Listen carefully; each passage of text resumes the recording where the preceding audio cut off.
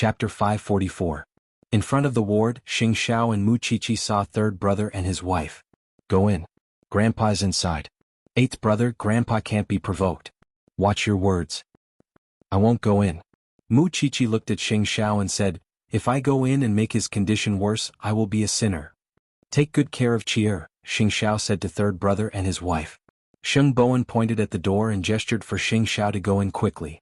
Gu Xiling could not afford to offend your precious daughter. Moreover, she had Su Che with her. Xing Xiao pushed the door open. His tall figure slowly walked to Grandpa Sheng. Under the light, Xing Xiao's figure made people feel pressured. He was calm and mature. Didn't you want to see me? Grandpa Sheng looked at his grandson. His hands could not help but tremble.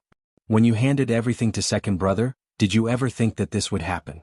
Eighth brother, don't you think you entrusted the wrong person? Isn't it normal to fail in an investment? But when you were in Huangyao, you never let such a thing happen.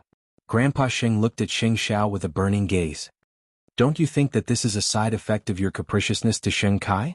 When I was in Huangyao, you could control everything in your hands. You could do whatever you wanted. Heaven today, hell tomorrow. Second brother knew very well that he was not as capable as me. How could he keep his position as the crown prince? Of course you would get rid of the dissidents. Because he did not feel safe and his heart was full of danger. You would seize the opportunity to use the people who are useful to you. You would turn around and abandon the people who are useless to you. With this premise, of course, he would not tolerate third brother's existence. When people are extreme, their thoughts will also be crazy. Have you never thought about this carefully? Xing Xiao sat on the sofa at the side, showing his noble posture. If you can't let go, Huangyao will always be in a state of war. Killing each other is just an internal friction. Will you really not come back? Grandpa Xing still had a glimmer of hope for Xing Xiao. At least help Huangyao through this crisis. There will always be someone who can solve Huangyao's problems. If you are willing to trust third brother more, he will naturally give you a satisfactory answer. As for me, I'm walking a different path. We're not on the same side anymore, Xing Xiao told old Xing frankly. I feel like my body is getting worse. Grandpa Xing said to Xing Xiao, admitting defeat. He had never used such a pleading tone. I don't want Huangyao to be destroyed in my hands after so many years. I won't target Mu Qiqi anymore and I don't expect you to come back. I only have one request and I hope you can promise me. You first. If Huangyao falls to the point of no return in second brother's hands, I beg you, use your power to buy Huangyao, or at least keep what belonged to our ancestors. Otherwise, I wouldn't have the face to face the ancestors of the Sheng family even if I die. I'll consider it if it's worth it, said Xing Xiao. With these words of yours, even if I die, I can rest in peace. So, it only took Xing Xiao 10 minutes to get rid of Su Che. By the time Gu Xiling got rid of Su Che, Xing Xiao had already come out of Grandpa Sheng's ward. As the CEO of Zhongting, you don't usually care about anything. But when Grandpa Sheng is sick, you immediately come to the hospital. You are really filial. What? Are you also thinking about Grandpa Sheng's inheritance? I realize that every time I see you, you are always so aggressive. You like to bluff, Mu Qiqi retorted. Are you that afraid that we will come back to snatch it? Or do you know that second brother will step down from the Tiffany & Company partnership and that you and your wife will lose everything?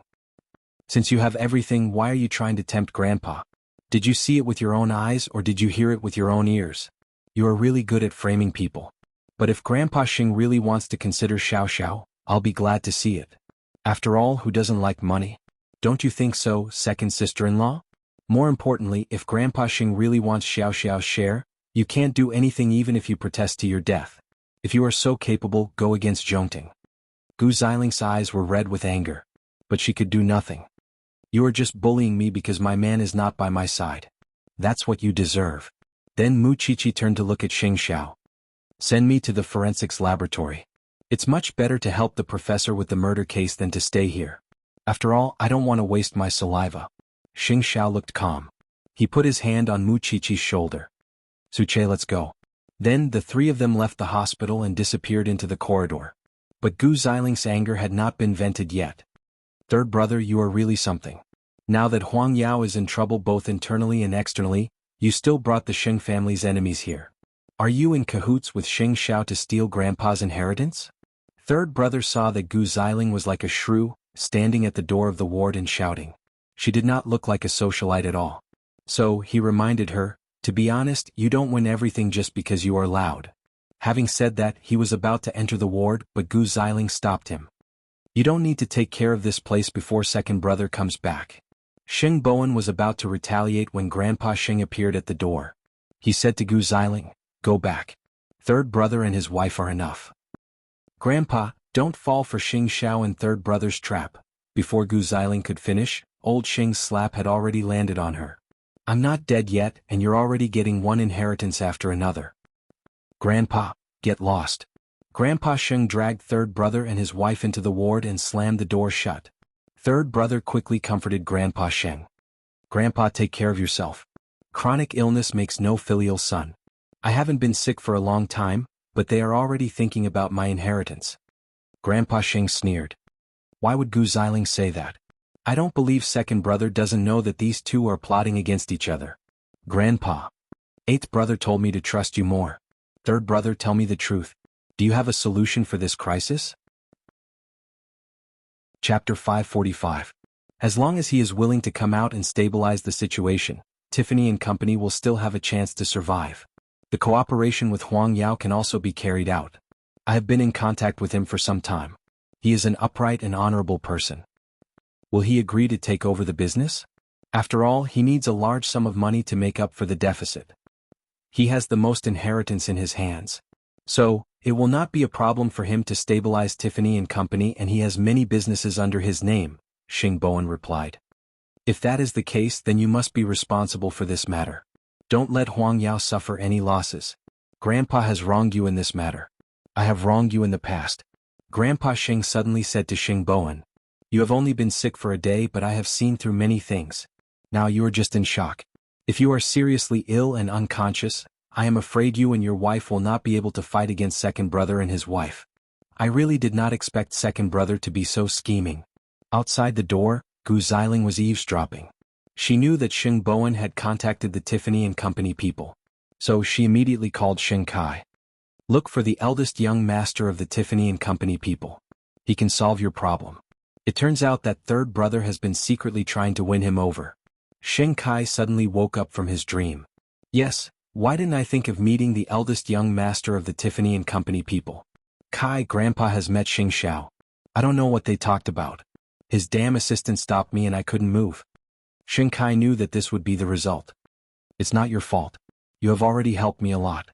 However, Xing Bowen had said that this eldest young master was an upright and honorable person. That meant that he would not make friends with just anyone and would not be willing to meet just anyone. Could Xing Kai really meet him this time? Let's just wait and see.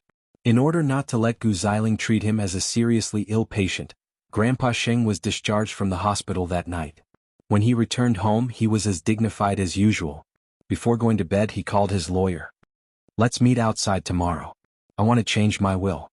Meanwhile, Mu Qiqi had returned to the forensics lab, where the professor and Feng Shanshan were conducting various experiments on blood morphology. Splashes, water droplets, and the direction of the blood droplets all represented the murderer's movement trajectory. Previously, many legal programs had introduced such cases. Unexpectedly, they really encountered such a case, and it seemed to be a highly imitated crime. According to the police's deduction, the order of death should start from the room, then the one in the stairwell, and finally the one at the hotel entrance. However, the first person to die was the man who had fallen at the hotel entrance. The second one was the woman who came down from the stairwell. The third was the woman on the bed in the room, and the last was the man in the bathroom. He's about 1.75 meters tall, male, and his body is incomplete. His left foot is seriously indented. If I'm not mistaken, he's missing an index finger on his left hand. He's about 40 years old and has a certain level of anti-detection ability. Tang Yen said to the others. When Tang Yen finished speaking, Mu Qiqi and the other two were stunned. Officer Tang, can you be more specific? The height deduction is based on the height of the first man, and all the cuts on his body are concentrated on his back. This shows that the murderer can only come here. As for the murderer's incomplete body, it's based on his footprints. According to the police's investigation, these two men and two women are not incomplete. However, they found a set of footprints at the crime scene, one light and one heavy, forming a figure 8. As for the missing index finger, it's based on the third victim. The murderer accidentally placed his left hand on the bed, and there were handprints on the edge of the bed. The position of the index finger is very clean. So, do you understand now? Mu Chichi did not expect Tang Yen to be so observant. Sure enough, it made sense that his EQ was low. He was a serious person who did practical work. He should not have the energy to be in a relationship. What about the identity and social background of these 2 men and 2 women? The 2 men are brothers and the 2 women are their wives. This hotel is owned by them. But because the police are investigating, the hotel is still under renovation. So there are no customers in the hotel, the professor told Mu Chichi. If the victim in the bathroom is the last victim, then where did the murderer escape from? After all, he wanted to create the illusion that the murderer committed suicide.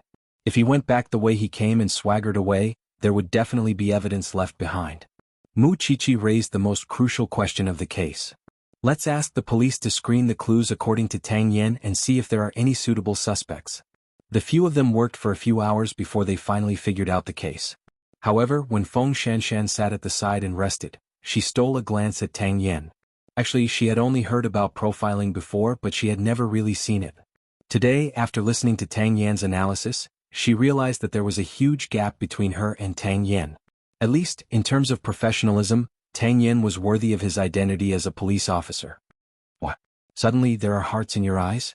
Mu Chichi noticed that Feng Shanshan was peeking at Tang Yen. She leaned on her shoulder and gossiped. A man is the most charming when he shows his ability, Feng Shanshan replied. Actually, looking at him like this, he is not that annoying. Low EQ. That's what you said.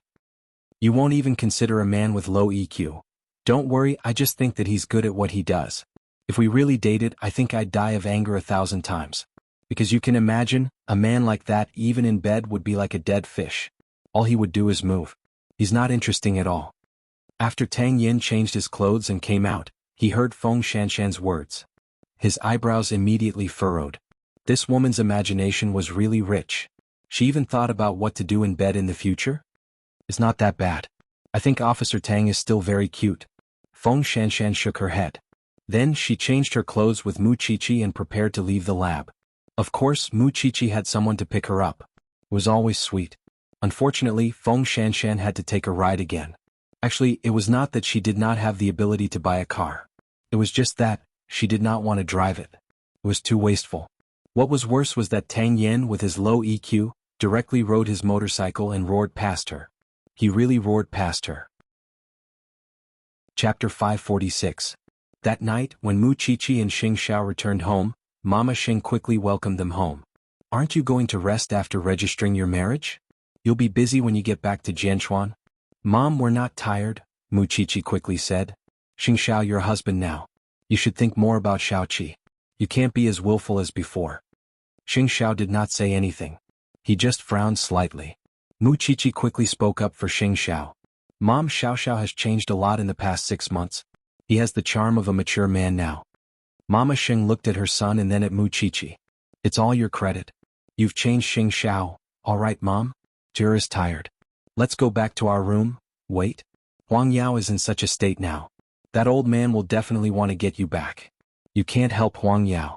Think about how your father was almost burned to death in Jingting. I'll never forgive that old man for the rest of my life. It's not our place to interfere in this matter. With that, Xing Xiao brought Mu Chichi upstairs to their room. But what did you say to that old man in the afternoon? Mu Chichi could not help but ask. Is he trying to use you again? It seems that he has realized it. I just don't know if he's sincere or not. Xing Xiao put down his luggage and pushed Mu Chichi to the bathroom. Take a shower first. Would he be so kind? Mu Chichi mumbled as she took off her clothes. Before entering the bathroom, she leaned against the door and asked Xing Xiao, Aren't you coming with me? Who am I to you? Why should I come with you? We're already an old couple. Still playing this game. With that, Mu Chichi walked to Xing Xiao and grabbed his collar. Xing Xiao chuckled and carried Mu Chichi in his arms. Where did this old couple come from? We're just newlyweds. The next morning, Grandpa Xing went out with his butler as usual. It seemed that he was meeting up with a friend. Gu Xiling was not suspicious. She did not dare to act rashly in front of Grandpa Xing. After all, it was the first time Grandpa Xing touched her yesterday. Thinking about it, she and Xing Kai were indeed a little too radical. Grandpa Xing was just suffering from a minor illness, but they were already guarding against everyone in the family. They even let Grandpa Xing see through their intentions. It was really not worth it. Now that Xing Kai was in such a situation, the loss outweighed the gain. If Sheng Kai could not handle the cooperation with Tiffany and Company, he would most likely lose his position as CEO. Now it was Old Master Shin's turn to guard against second brother and his wife. After arriving at the agreed location, the old man went straight to meet his private lawyer. He said to the lawyer, "I want to change my will. Are you ready?" "Chairman, just say it." The lawyer was ready. "What I want to change is the distribution of shares. Sheng Xiao will take 30% of the shares under my name, and the other 6 grandchildren will share the remaining 70%. The lawyer was stunned. Is Sheng Xiao 8th young master? "Are you sure?" "I'm sure." Old Master Sheng nodded. "At first I didn't want to give you a single cent, but I'm getting older and my heart softens. Why did you make such an adjustment?" The lawyer could not understand. Because he felt that Sheng Xiao had hurt Grandpa Sheng a lot in the past.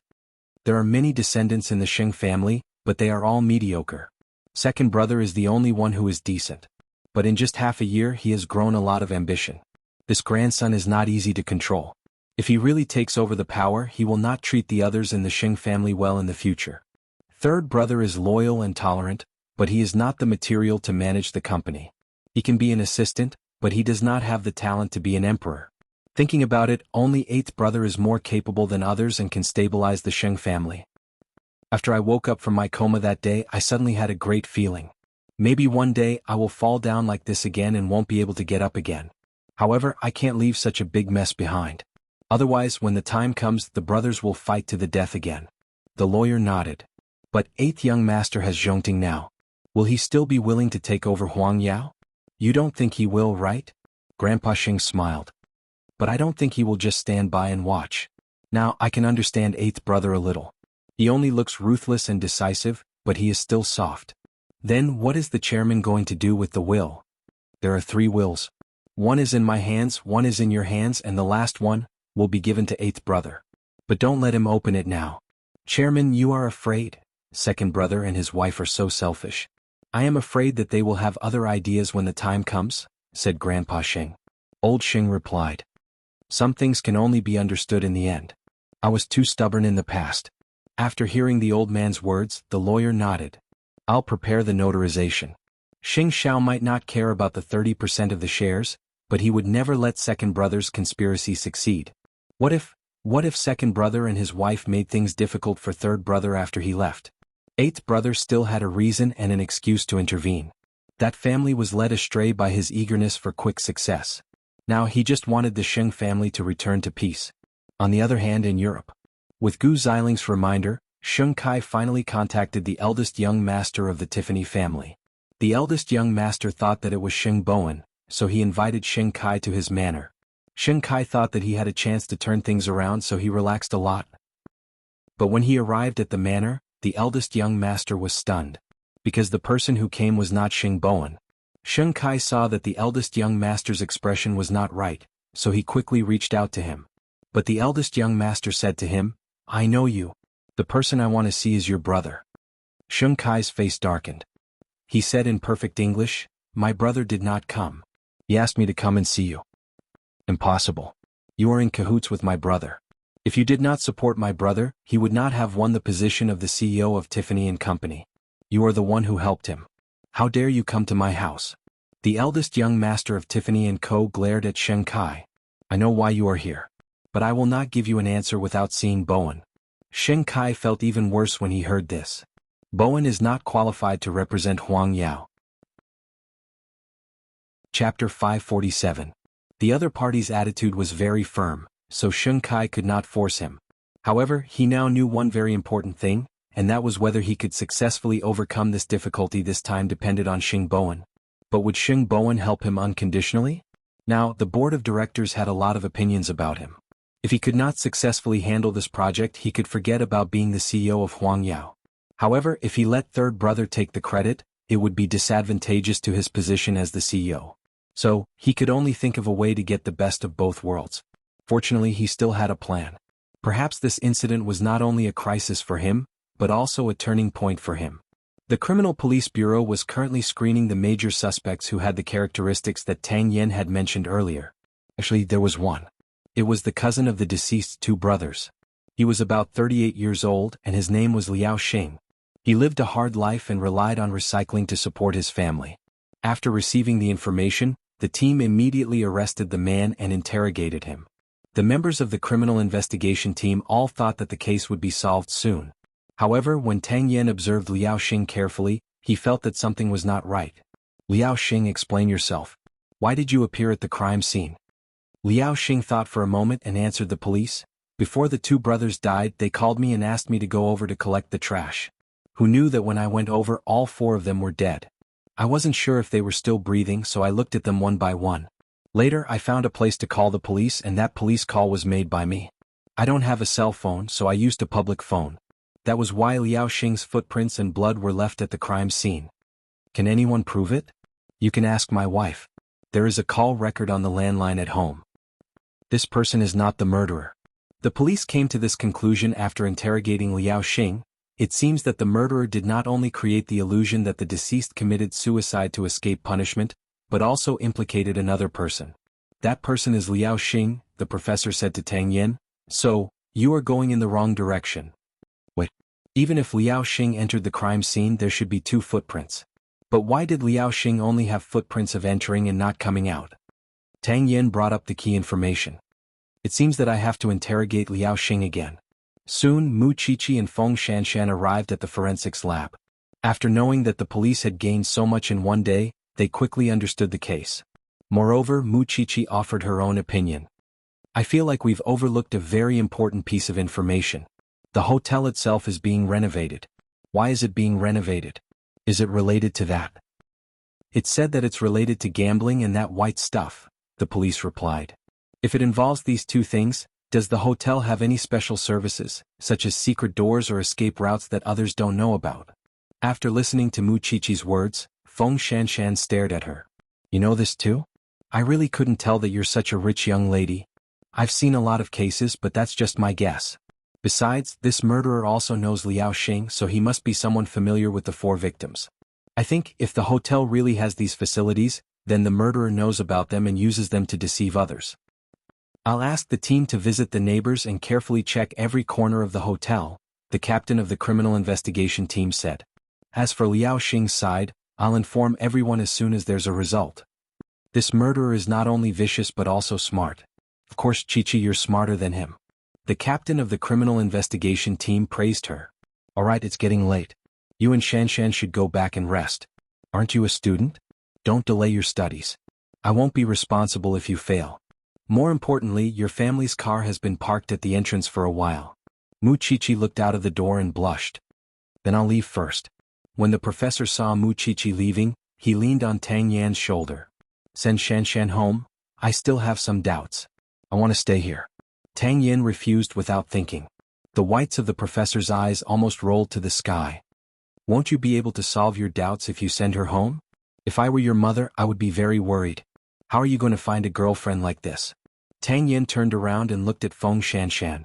But Feng Shanshan did not count on him. She walked out of the police station and planned to exercise again. However, the weather was bad tonight. It was not safe for a girl to be out alone. So Tang Yan did not hesitate. He went straight to the parking lot and drove his off-road vehicle out. Feng Shanshan did not expect Tang Yan to catch up with her. She was obviously dismissive. I don't want to trouble you, Officer Tang. Come on. Don't waste each other's time. I can go home myself.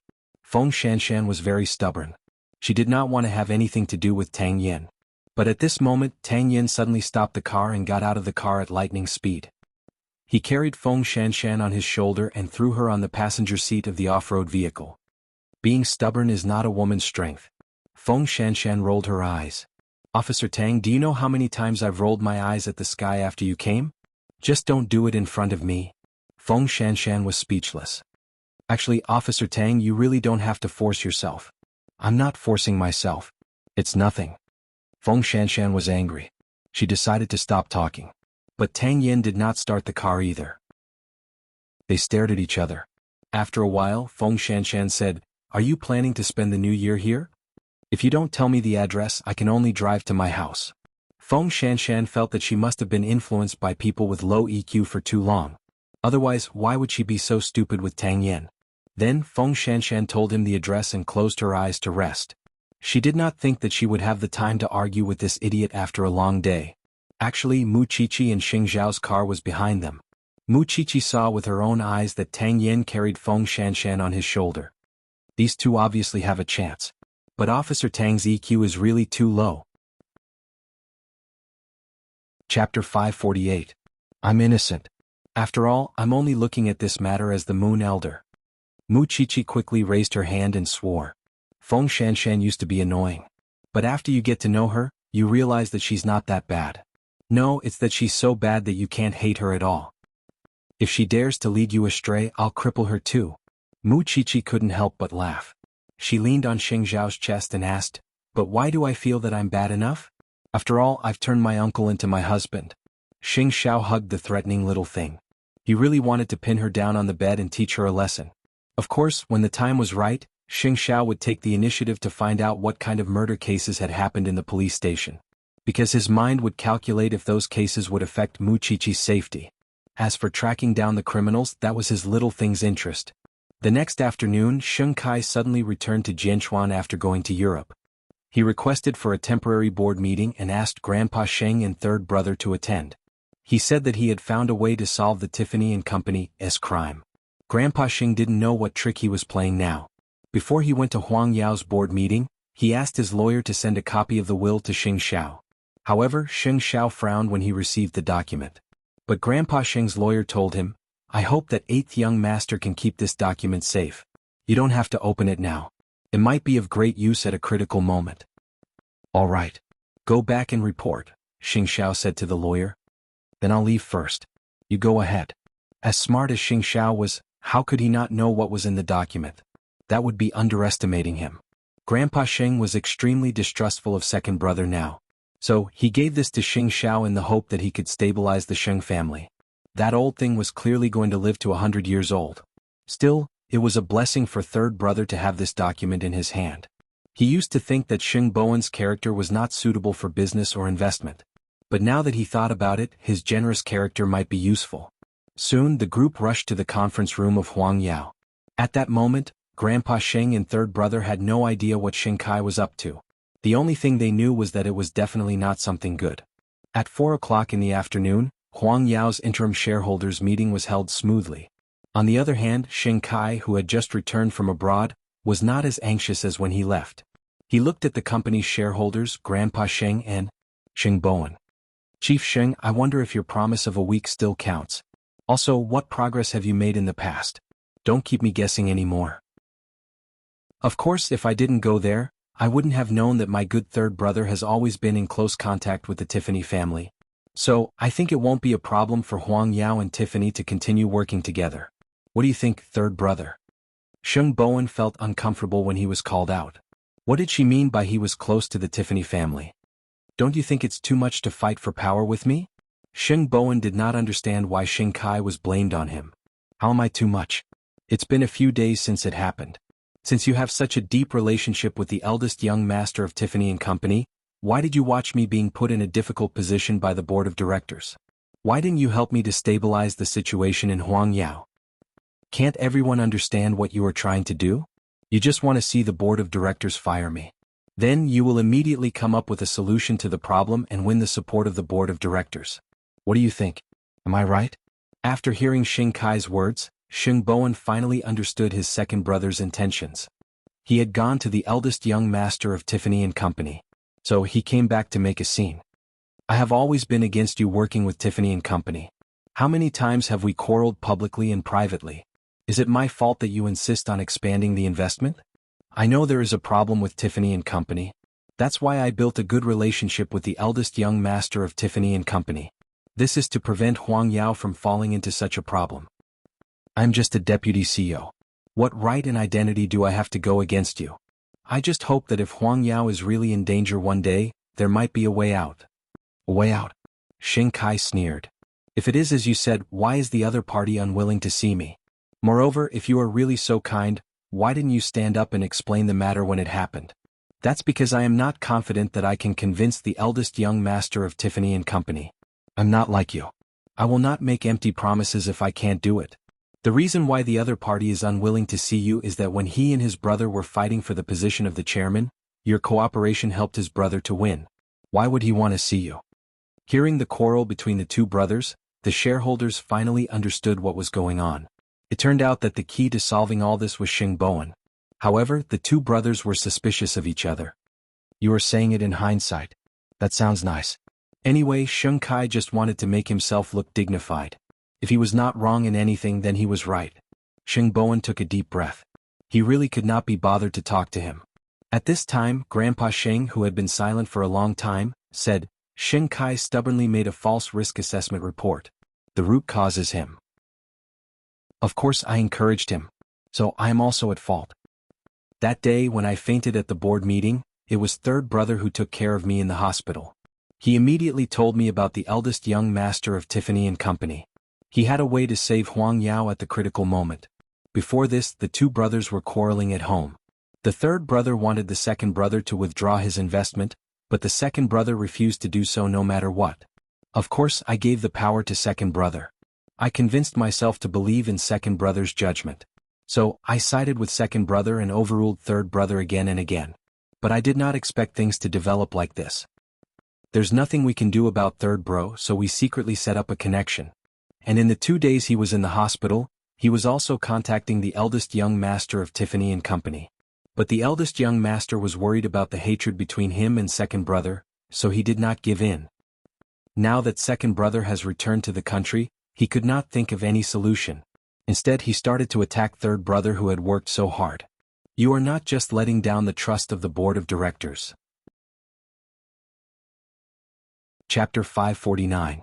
Sheng Kai looked at Grandpa Sheng in disbelief. Grandpa, you were the one who agreed to the Tiffany and Company project. Now that there is a problem, how can you blame it on me alone? Isn't it more important to get through this hurdle as soon as possible? I know you resent me for not being by your side to take care of you these 2 days. It was third brother who was taking care of you. But if I was by your side, who would know about the situation in Europe? You always have a lot of reasons. Grandpa Sheng stomped on the ground with his walking stick. Also, I don't resent you. I'm not on third brother's side because he took care of me. It's just that I've suddenly seen through many things. Grandpa, third brother, go to Europe immediately and look for the eldest young master of the Tiffany family. See if there is any way to salvage this matter. As for second brother, if the shareholders think that he is no longer suitable to be the CEO of Huang Yao, then you can express your opinion. Grandpa Sheng said calmly. Grandpa, you can't be so cruel to me.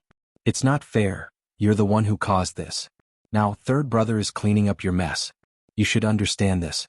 Grandpa Sheng waved his hand to stop Sheng Kai from continuing. Everything depends on the decision of the board of directors. I suggest that we suspend CEO Sheng and let the deputy CEO take over temporarily. Let's see how capable third young master is before making a decision. I agree.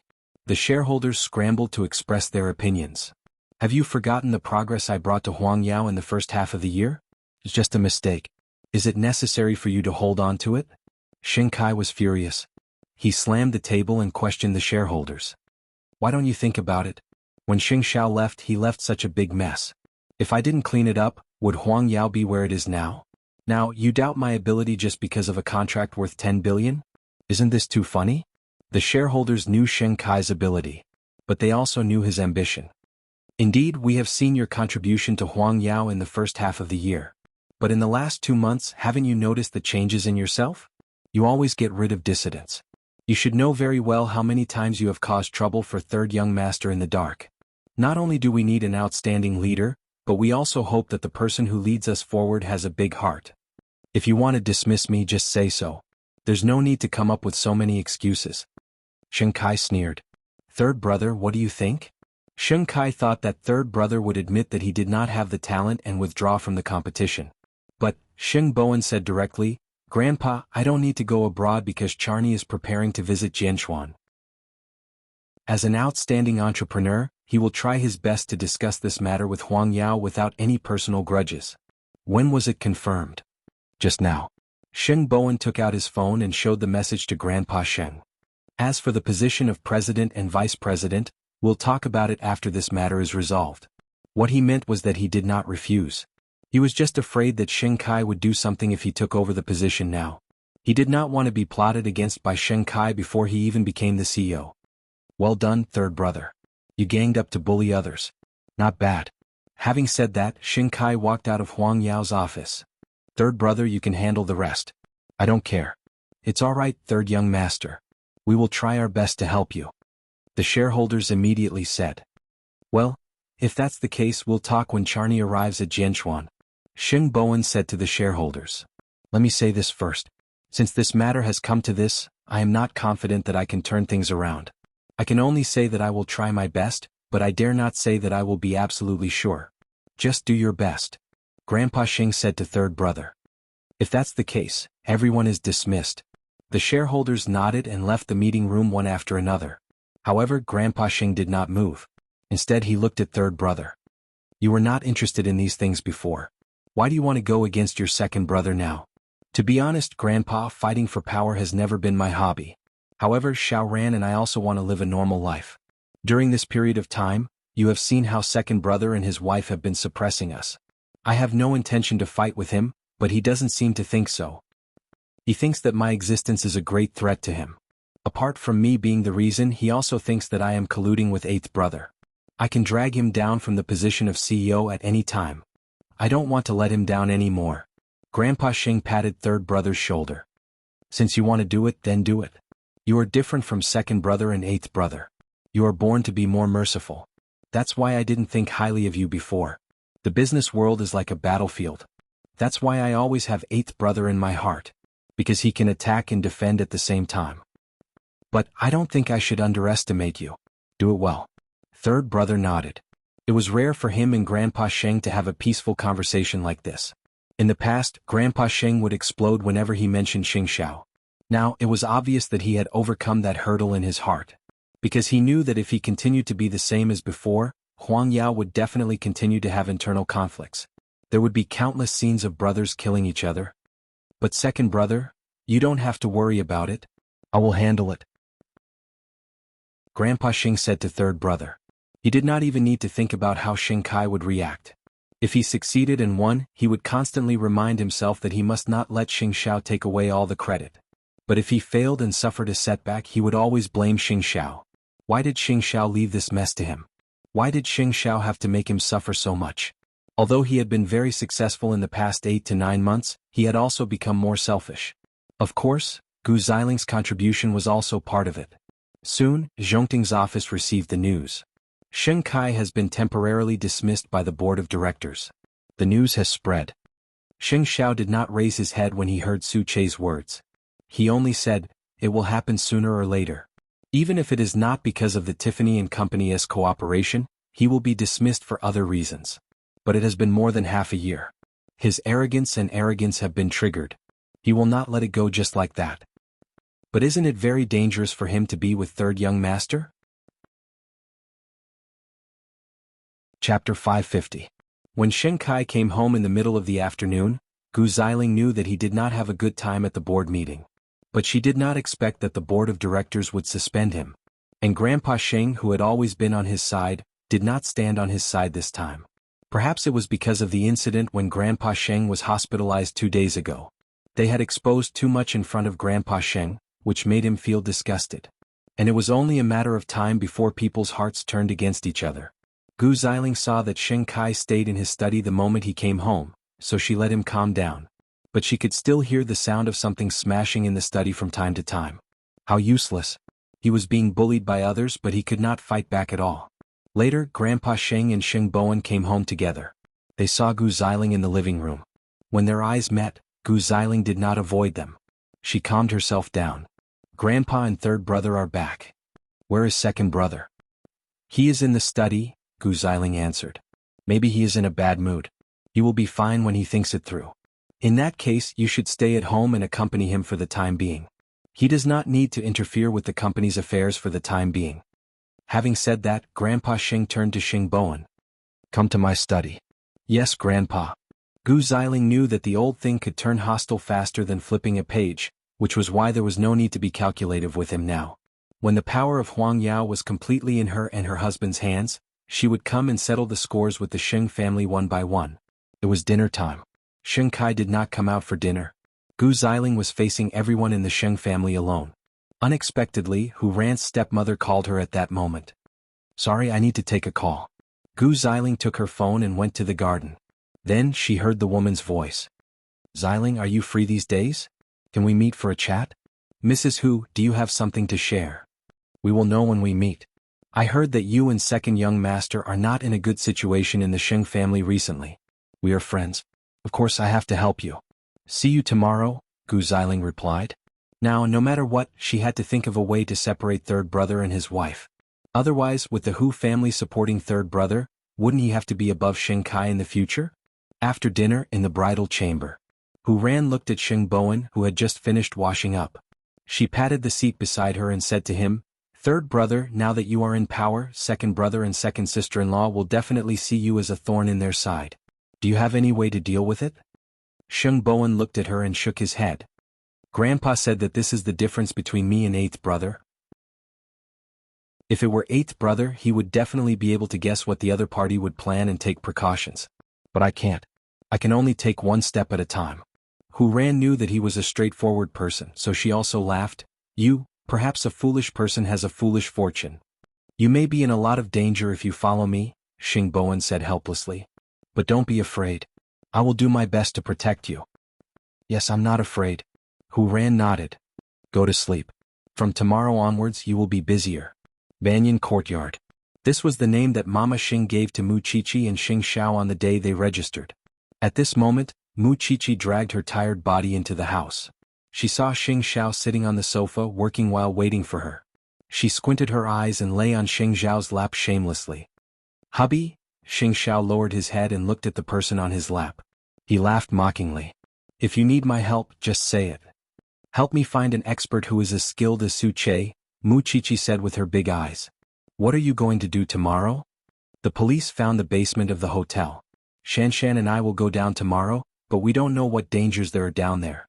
Xing Xiao turned Mu Qiqi's body over and gave her a good spanking. Just report it. You don't have to be so cunning. I'm just afraid that you won't let me go down. Look at how self-aware I am. I can't wait until something happens before I report to you. The man who just went to your team is as skilled as Su Che. Really? National martial arts champion, kickboxing champion. It turned out that this man had already done his research. Then I'm not worried. Xing Xiao looked at the back of Mu Qiqi's head. The little one was not worried about herself. She was just afraid that Xing Xiao would not agree. I'll give you a day of investigation on Saturday. I've arranged for you to learn self-defense during the weekend. You have to learn how to escape no matter how many experts there are around you. Got it? Mu Qiqi felt at ease after being hit. She climbed up from Xing Xiao's lap and continued dragging her heavy body upstairs to the bedroom. Xing Xiao put away the documents and looked at the little one, the corners of his lips curling up. It was a good thing that she knew to report to him. After their shower, they lay on their respective beds. Mu Qiqi could barely keep her eyes open, but she still asked Xing Xiao, "How's third brother?" "Just sleep if you're tired. Don't talk so much." Xing Xiao pressed her head against his chest. "Now I want to know. I want to know everything about you and your family. Otherwise, I won't be able to keep up with your family's conversation." Mu Qiqi's voice gradually softened. Xing Xiao smiled when he saw that she had fallen asleep.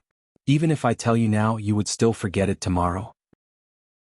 Mu Qiqi slept soundly in his warm embrace until dawn. Early next morning, Mu Qiqi received a call from the professor. The police had found a passageway to the basement last night, and it turned out that there was a huge underground casino hidden in the entire hotel. There was a sturdy iron door down the passageway. It was locked and covered in dust as if no one had gone in for a long time. Even so, there was a foul stench coming from inside. It was clearly the stench of a corpse, and it was not just any other kind of stench. The additional police arrived at the scene early in the morning. The police unlocked the door, but they could not find where the corpse was hidden. That was why the captain informed the forensics team to be in position immediately. The professor led Mu Qiqi and Feng Shanshan into the spacious basement. The entire place was half the size of the hotel lobby, but there was only one window and a bar counter. There were 4 stone pillars in the middle of the room, and there was a washroom on the left. The entire place was filled with the stench of corpses, but no one could find where the corpse was hidden. Mu Qiqi turned her gaze towards the washroom where the stench was thickest. Both the professor and Feng Shanshan noticed it too. Chapter 551. The bathroom was very simple. There was a sink, a squatting toilet and a shower. The body is inside. Tang Yin glanced at it and turned to the professor. It's time for you forensic doctors to take action. The bathroom was not big and could only accommodate about 3 people. The professor brought Mu Qiqi and Feng Shanshan into the shower. The body was highly decomposed and the giant appearance had begun to fade. The body was curled up in the shower in a sideways position. Obviously, someone put it in after the death. The deceased is a male between 60 and 65 years old. There are obvious strangulation marks on his neck and visible damage on his body. There are clothes fibers or skin flakes under his fingernails. There are no other injuries on other parts of his body. After eliminating the possibility of poisoning, we can basically confirm that he was strangled to death. I didn't expect that there would be another case involved. But it doesn't seem difficult to investigate. The secret passage in the bathroom above the hotel leads directly to the underground casino. The murderer knows this place and may have hidden here. But when did he leave in the end? Feng Shanshan raised a question. But soon they began to feel numb.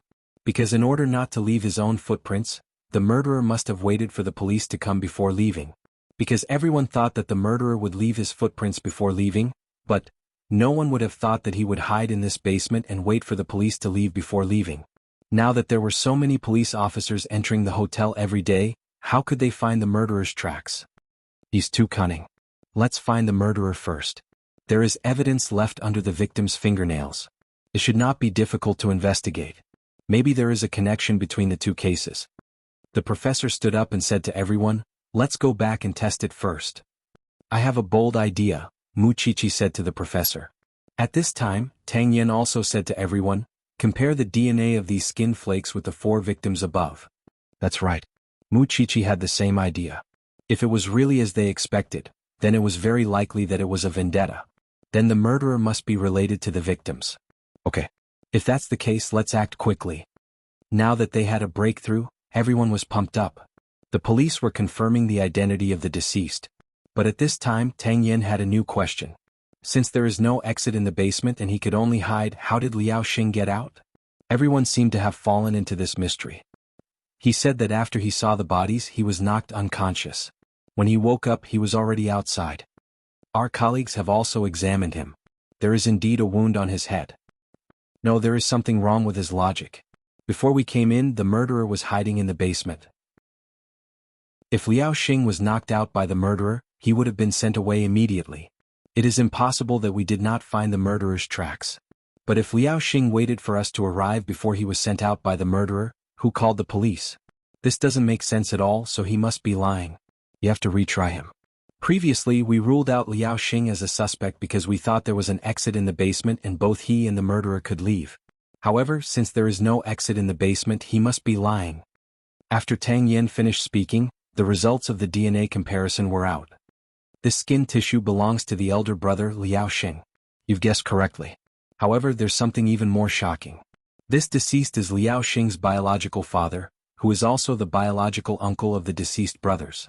In that case, was there still a need to continue investigating? The result was obvious.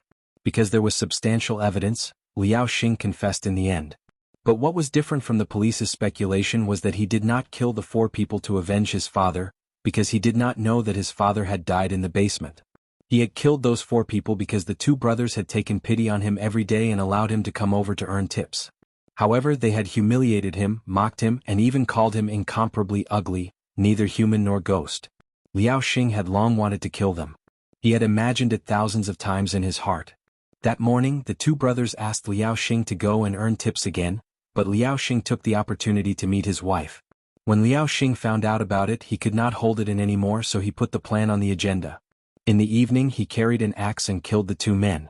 After that, he hid in the basement and only left after the police left. And the so-called call to the police was made by someone else. He lied that it was him to eliminate his suspicion. Do you know that your father died in the basement? The murderer is Liao Xing. Liao Xing was shocked at first, but then he laughed.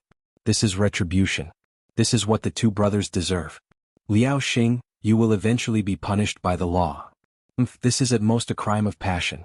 If I had more time, I would definitely be able to make it so that the police will not find any traces. But the 2 brothers are really hateful. I can't help it. Mu Qiqi and Feng Shanshan felt bad when they saw the murderer's ferocious side. That's why I said that the living are the scariest. The case is solved. I'll treat everyone to afternoon tea, the captain of the criminal investigation team said to everyone. But Tang Yen did not fit in. You guys go ahead. I don't need it. Boring soul. Feng Shanshan could not help but say to Tang Yen with her back facing him. That's not it. He is going to help me make something in the afternoon, the professor said to Feng Shanshan. You guys go ahead. I won't go. Mu Qiqi looked at Tang Yan's back as he left. She could not help but lean on Feng Shanshan's shoulder. Actually, he is quite capable. Moreover, the one in my family said that he is the national martial arts champion and kickboxing champion. But his EQ is so low. Feng Shanshan shook her head. I really suspect that this kind of person will never get married. Even if he does get married, there must be something wrong with his wife. If you don't care about him, why did you say so much? Mu Qiqi said and turned her face. Besides, you have talked so much about him behind his back. Isn't it enough? Not far away from them, the professor smiled helplessly and said to Tang Yen, can't you be a little gentler to girls? When will I see you with a girlfriend? I think women are troublesome, especially Feng Shanshan. Why her? She has a lot of demands. Tang Yen said coldly and turned to enter the forensics laboratory. Chapter 552. In the afternoon, Gu Xiling and Hu Ran's stepmother agreed to meet at a cafe. When they saw each other's eyes, they knew that they were going to work together again. You called me. What's the matter? Tell me. I found out that Hu Ran, that little bitch, has extended her claws into the entertainment industry. My friend told me that she and your third young master are investigating me. Are they tired of living? I think Hu Ran is tired of living. How do you want to deal with her? Gu Xiling asked Mrs. Hu. Don't forget that she has regained her sanity. She is not so easy to deceive. That girl is like a basin of clear water. She has never been stirred. How would she know how deep the water in the entertainment industry is? I can ask my friend to help me teach her a lesson. I could have done it alone, but I thought of the situation you and second young master are in now. So, I want to ask you if there is anything I can help you with. Gu Xiling laughed when she heard this. Of course. The eldest young master of Tiffany & Company is coming, and third young master is going to meet him. If you can control Hu Ran, you can control third young master. Then he will not be able to cooperate with Tiffany & Company anymore. Mrs. Hu, I will be very grateful if you can give me such a big gift. What are you talking about? Mrs. Hu said. Give me an exact time so that I can arrange it. No problem. I will contact you again when I go back. Now the group of old guys in Huangyao had placed all their hopes on Xing Bowen. Well, in that case she would make Xing Bowen look bad. She wanted to see if Xing Bowen could still remain indifferent when he found out that something had happened to Hu Ran. Gu Xiling thought that Xing Bowen would not be able to turn the situation around. But unexpectedly Hu Ran's stepmother appeared. Man proposes, God disposes. At the police station, they had just sat down to drink tea when they received another call. This time, it involved a female star in the entertainment industry. Qiqi and Shanshan are here. It will be convenient for me to bring you out. When the captain of the criminal investigation team heard this, he immediately laughed. I think the two of you shouldn't go to university. Just stay here and help your professors. This way it will be faster than going to any university. You're talking nonsense again. You should know what Qiqi's family does. A diploma is equally important to her. The professor waved his hand. Besides, they should have a wider sky. What's the matter with me? The group of people chatted and laughed as they went out again. Tang Yen rode his motorcycle and followed behind. In Mu Qiqi's eyes, Tang Yen's motorcycle was quite flashy. It did not match his temperament at all. Soon the group arrived at the crime scene, the Dolphin Bay Villa. The deceased was the owner of this villa. She was also a senior actress in the entertainment industry. Her name was Xin Qing. The deceased died at the top of the stairs on the first floor. There were many soft tissue contusions on his body, which should have been caused when he rolled down the stairs. However, the specific cause of death can only be known after your forensic examination, the policeman who had arrived earlier said to the professor and the others. The dead body was discovered by the assistant. There was no shooting this morning and Xin Qing was resting at home, so the assistant didn't disturb her. However, when it was time to shoot, Xin Qing still hadn't appeared. The assistant couldn't get through to her, so she came to look for her. Only then did she realize that she was already dead at home. This should be an accident, right? The professor squatted down and looked at the body. He shook his head. Don't jump to conclusions so early. Why is there so much blood when she rolled down the stairs? Mu Qiqi looked at the bloodstains beside Xin Qing's body. I suspect that there is internal bleeding in her abdomen. We can only know this after the autopsy. From the looks of it, the injury from rolling down the stairs is not fatal. Tisk tsk. Such a beautiful actress. It's such a pity that she died just like that. I'm still her fan. A policeman at the side. At this time, the leader of the criminal investigation team began to assign tasks.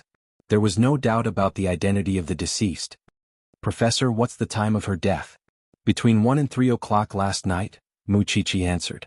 The professor smiled and nodded. Yes, that's the time. So, they had to go to the property management to get the surveillance cameras to confirm who entered and left the villa during that period. In addition, they had to start interrogating Xinqing's social relations. You have to be careful. This case involves the entertainment industry. So, it will definitely attract a lot of attention. You must be careful of your words and actions. Don't leak it out so that the murderer can get any useful information. Soon, the police got the surveillance cameras. From the surveillance cameras, it showed that 3 people appeared in Xinqing's villa between 1 and 3 o'clock in the morning. And one of them was the paparazzi that Hu Ran and Xing Bowen had been looking for recently. This paparazzi was greedy and had blackmailed many people in the entertainment industry. More importantly, this paparazzi was Hu Ran's stepmother's good friend. And this time she set up a trap to hire this paparazzi. But she did not expect him to be involved in a murder case. Chichi, whether it's a rich family or the entertainment industry, I hope that you can help if we really need public relations.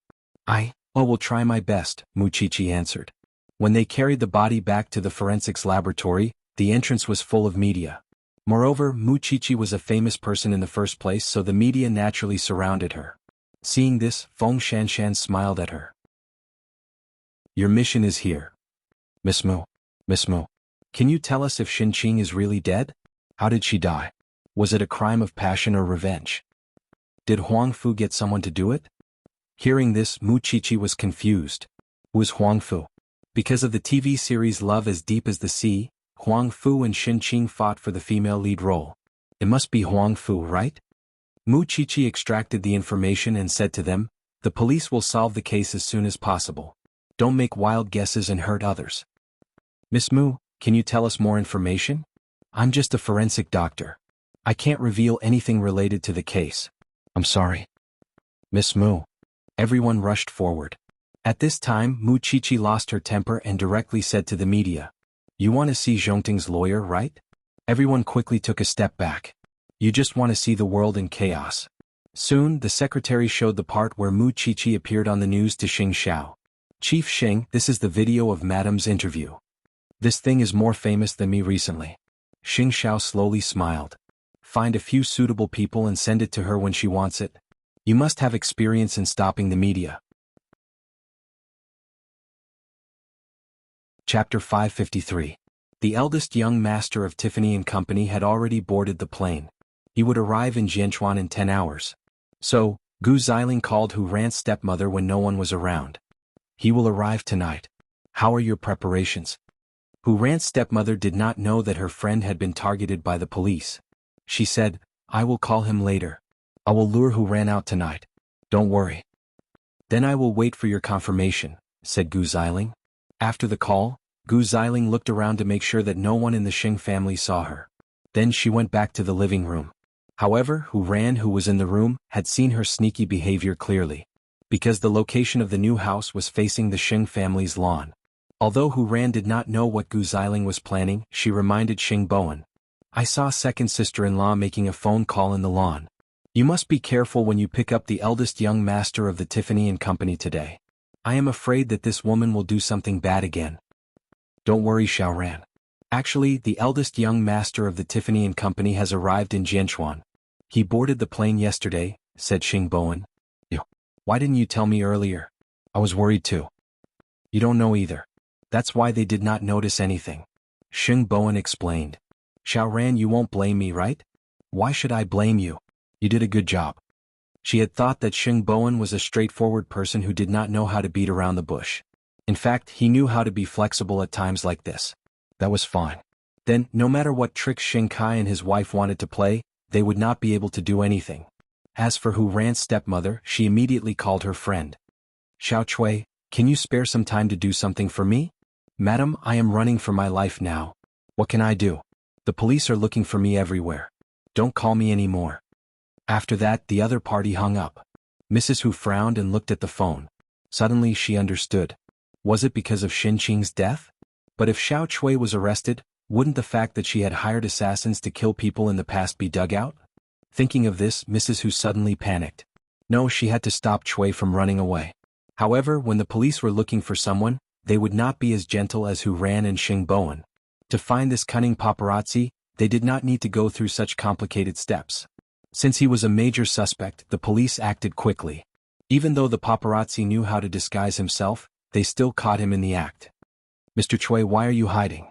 Hurry up and come with us. No, Uncle Police, I didn't do anything wrong. Why are you looking for me? Why did you run if you didn't commit any crime? If you have anything to say, come back with us to the police station first. Therefore, within a few hours, the paparazzi was brought back to the police station. At this moment, the other suspect was being interrogated. She was Xin Qing's best friend, a designer. Last night, she received a call from Xin Qing and came over to chat with her. However, she received a call from her husband saying that their son had a fever, so she hurried back. The police had collected her fingerprints and DNA, but she was less suspicious than the paparazzi. Because she was the first person to enter the villa and left 20 minutes later. There was a man who came in the middle of the night, and they were still verifying his identity. The last person was the paparazzi. If Xin Qing had died before this, why didn't the other two people call the police? Of course, there were still a lot of doubts in the case. They could not conclude who the murderer was yet. The designer cooperated with the investigation and soon left the police station. At this time, it was the paparazzi's turn. After entering the interrogation room, the paparazzi began to panic. Uncle Police, I know a lot of gossip in the entertainment industry. Do you want me to tell you? Don't talk nonsense. Just tell me, why did you go to Xin Qing's house between 1 and 3 o'clock in the morning yesterday? Officer, in our line of work, we have to abide by our professional ethics. We can't disclose the privacy of our guests. You probably don't know the seriousness of this matter. Xin Qing died between 1 and 3 o'clock in the morning last night. During this time you were the last person she saw. You could say that she died after you left. Are you still not going to tell us the truth? This is a human life. Are you sure you can bear the responsibility? When the paparazzi heard this, he panicked and said, Officer, I know that in your line of work, you hide all day long just to dig into the private lives of celebrities and then scam them. These are all ill-gotten gains. You know very well that. Even if you don't tell us, we can still find out. It's just a matter of time. Think about it yourself. The paparazzi was so scared that he cried. Officer, I'm just a little paparazzi. I'll tell you everything. This is what happened. Xin Qing and Huang Fu have always been competitors. I got news from Huang Fu that Xin Qing had an illicit relationship with a married man. So she asked me to keep an eye on Xin Qing. Last night I was outside Xin Qing's villa. At about 1:30 I saw Xin Qing's best friend go to the villa and came out not long after. At about 2 o'clock, a man wearing a black hat also went to the villa at Dolphin Bay. I took a lot of photos, but after 20 minutes the man also left. I saw the door of the villa open, so I went in with the photos. I wanted to discuss some business with Xin Qing. Then I saw Xin Qing sitting on the sofa drinking. She ignored me. I told her that I took photos of the man, but she arrogantly asked me to release the photos. I thought that since she was not afraid of threats, I couldn't stay there any longer. So I turned around and left. That's the whole story, officer. Outside the interrogation room, several people were watching the whole process. However, no one believed the paparazzi's words. This man is like a stinky rat in the entertainment industry. Everyone wants to beat him up. And the dirty things he does behind the scenes are unimaginable. Not only that, because of his profession he is cunning by nature. If we want to get information from him, we need to use some tricks. Mu Chichi also said, he thinks that he is experienced and knowledgeable. He can even survive in the dirty entertainment industry, let alone deal with the police. Based on what he said just now, I only believe one thing. That is, he was squatting outside Xin Qing's villa. Since he said that he was taking photos of Xin Qing, he must be able to get the photos and videos of the man in the hat. Chapter 554. Since the paparazzi was arrested and sent to the police station, Hu Ran's stepmother's matter could not be carried out. Of course, her cooperation with Gu Xiling would not be counted. However, Gu Xiling waited for Hu Ran at home, but Hu Ran did not leave. Why was Hu Ran still at home when the person in charge of Tiffany & Company was about to arrive? Gu Xiling could not help but call Hu Ran's stepmother. But no one answered Mrs. Hu's call. Bastard. Liar. She had promised to teach Hu Ran a lesson. But what happened? Hu Ran was still sitting here drinking tea as if nothing had happened. Gu Xiling did not know how scared and guilty Mrs. Hu was now. To make sure that the paparazzi was not lying, she even drove to the police station. But her car was seen by her colleagues. Since it was a luxury car, she had to let Mu Chichi identify it. Mu Chichi was surprised when she saw it. Because she had gone to the Hu family with Xing Xiao and met Mrs. Hu before, she could confirm her identity. But she did not know why this woman was here. Do you know her? She is the stepmother of someone I know. She used to be in the entertainment industry. But she married into a rich family and retired from the industry. Mu Chichi explained to the captain. But I don't think it is a coincidence that she is here. She must be here because of the paparazzi. When the captain heard this, he immediately laughed. How many people's secrets are hidden in this scumbag's mouth? How can those people not be scared? Mu Chichi understood this too. So she called Xing Bowen. Third brother, Xiaoqi? What's the matter? Xing Bowen was having dinner with the eldest young master of Tiffany & Company at the moment. I saw Mrs. Hu at the police station today. You should know that the police station arrested a paparazzi because of Xinqing's case. I guess Mrs. Hu must be here because of this paparazzi. After all, it is related to third sister-in-law. So, I called you to ask you to pay attention to Mrs. Hu. I am afraid that she is hiding some secrets and will implicate the Hu family. Xing Bowen was excited when he heard Mu Chichi. Is his surname Chui? Yes. Chichi, how about this? I will ask Xiao Ran to call you and talk to you about this. You can help her. Although Mu Chichi did not know what it was, she still agreed. Okay. A few minutes later, Hu Ran called. Chichi, I heard from your third brother that the police station has arrested the paparazzi. You might not know how long your third brother and I have been looking for him. Speak slowly. Do you know that I got into a car accident 2 years ago? The murderer was hired by my stepmother, and the person who knows about this is the paparazzi with the surname Chui, Hu Ran explained concisely. Chichi, can you help me? No wonder your stepmother wants to come to the police station. Mu Chichi suddenly understood what Mrs. Hu was worried about. Third sister-in-law, we are investigating Xinqing's case now, and this paparazzi surnamed Chui is very difficult to pry open his mouth. Let me tell the team about this first. If I can help you, I will try my best. But after all, this is not a case. Everything has to follow the procedures. Do you understand what I mean? I understand. Anyway, thank you. Hu Ran was very excited. But she also knew that Mu Chichi was in a difficult position. After all, this had nothing to do with Xinqing. Mu Chichi hung up the phone and looked at the black sports car outside the door. Then, she turned around and told the captain about the background of the paparazzi. This person is the second wife of Boss Hu, a real estate developer in this city. She used to be a celebrity. I called her just now to find out why she came here. 2 years ago, she hired someone to kill her stepdaughter. And this paparazzi surnamed Chui is the insider. She is afraid that the paparazzi will say something that he should not say. As long as the paparazzi is willing to confess, I will settle this case together, said the captain of the criminal investigation team. Captain, thank you. It is our duty to get rid of the evils for the people. After that, Mu Chichi returned to the forensics laboratory. The professor had already dissected Xinqing's body. Her internal organs are all ruptured. Of course she would vomit so much blood. We have found the cause of death. She must have suffered a serious blow or impact before she died. The skin damage is not obvious and the boundary of the bleeding is not clear. Although it is in the shape of a strip, there is only one line. We can't be sure if it was caused by a round wooden stick. The main thing is that it looks light on the outside but heavy on the inside. The murderer is very good at using force. Does that mean that this person knows a certain level of self-defense? Or maybe he has practiced something related to fighting or martial arts? Mu Chichi guessed. We can't rule out this possibility. Now, we still can't confirm the identity of the second man. The paparazzi are all dishonest.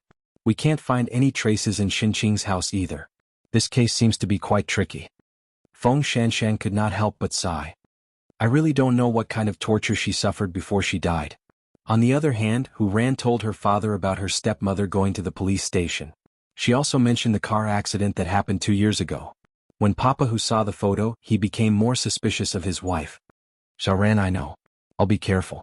Dad, I can't find any evidence. But the heavens are fair. I just hope that I won't hurt you by doing this. If she really treated my daughter like that 2 years ago, I won't tolerate her. Papa Hu said firmly. At this time his wife opened the door and entered the living room. She looked very tired. Where did she go? I haven't seen her all day. Papa Hu deliberately asked his wife. Drinking tea with a friend. Mrs. Hu must not have thought that Muchichi was such a meticulous person. Did she not think that she would be discovered by Muchichi? Papa Hu did not say anything. He only said, rest early. Don't mess around. Old Hu, it's been so long. Why is there no movement in my stomach? That was because Papa Hu went to the hospital for a vasectomy. Although he wanted a son, he could not let this woman give birth. We're not young anymore. It's not that easy to give birth. It's not the right time yet, Papa Hu explained. I just want to give you a son as soon as possible. Papa Hu turned around and shuddered. If he really let this woman get pregnant and give birth to a son, what would happen to the Hu family? He could only wait for Muchichi's results. If she could find evidence, he did not want to tolerate this woman anymore. A woman's heart was the most vicious. Chapter 555. In the end, Gu Xiling waited at home for the news for the whole day. But Mrs. Hu ignored her. She said that she would help. But now she doesn't even answer the phone. Damn that old woman. Hu Ran heard this from behind Gu Xiling. She could not help asking, which old woman? Gu Xiling turned around and saw Hu Ran. She glared at her. Do you have a good upbringing? How could you eavesdrop on others? Since you said that I have no upbringing, I will show you that. Hu Ran snatched the phone from Gu Xiling's hand. She wanted to verify a guess. She looked at Gu Xiling's call history and saw the number that Gu Xiling had dialed the most. Then she took out her phone and compared it. Hu Ran. So, you are waiting for my stepmother's call? Hu Ran laughed. I was wondering how you knew that I was allergic to honey. So, you are in cahoots with that woman? But you probably don't know. She can't even protect herself now. The paparazzi has been arrested. They know too many of her secrets. She is at the police station now. How can she have the time to talk to you? As for the tricks in your heart, if you don't say it and I don't say it, we both know it. But I can tell you very seriously that you will not succeed. Then Hu ran through the phone back to Gu Xiling. And I really want to give you a piece of advice. Those who do evil will bring about their own destruction. Gu Xiling was stunned when she heard Hu Ran's words. No wonder she could not contact that woman until now. It turned out that she could not even protect herself now. In that case, there was no hope that she could help. It seemed that she had to think of a way herself. But she did not know that the eldest young master of the Tiffany family had already discussed this matter with Sheng Bowen. Of course, he would choose to take over Tiffany and Company. After all, it was his family business. Although he had a disappointing younger brother, he could not lose his roots. As for the cooperation with Huang Yao, he agreed to continue and use his own money to fill the gap. But he did not accept the withdrawal of his investment. He also had a condition. Sheng Bowen must be the CEO of Huang Yao. However, Sheng Bowen had not told anyone about it yet. When Sheng Bowen returned home at night, Grandpa Sheng was surprised that he could come home on time for dinner. He asked him, "Aren't you going to welcome the person in charge of Tiffany and Company?" "Grandpa, he has already left. Actually, he arrived in the morning.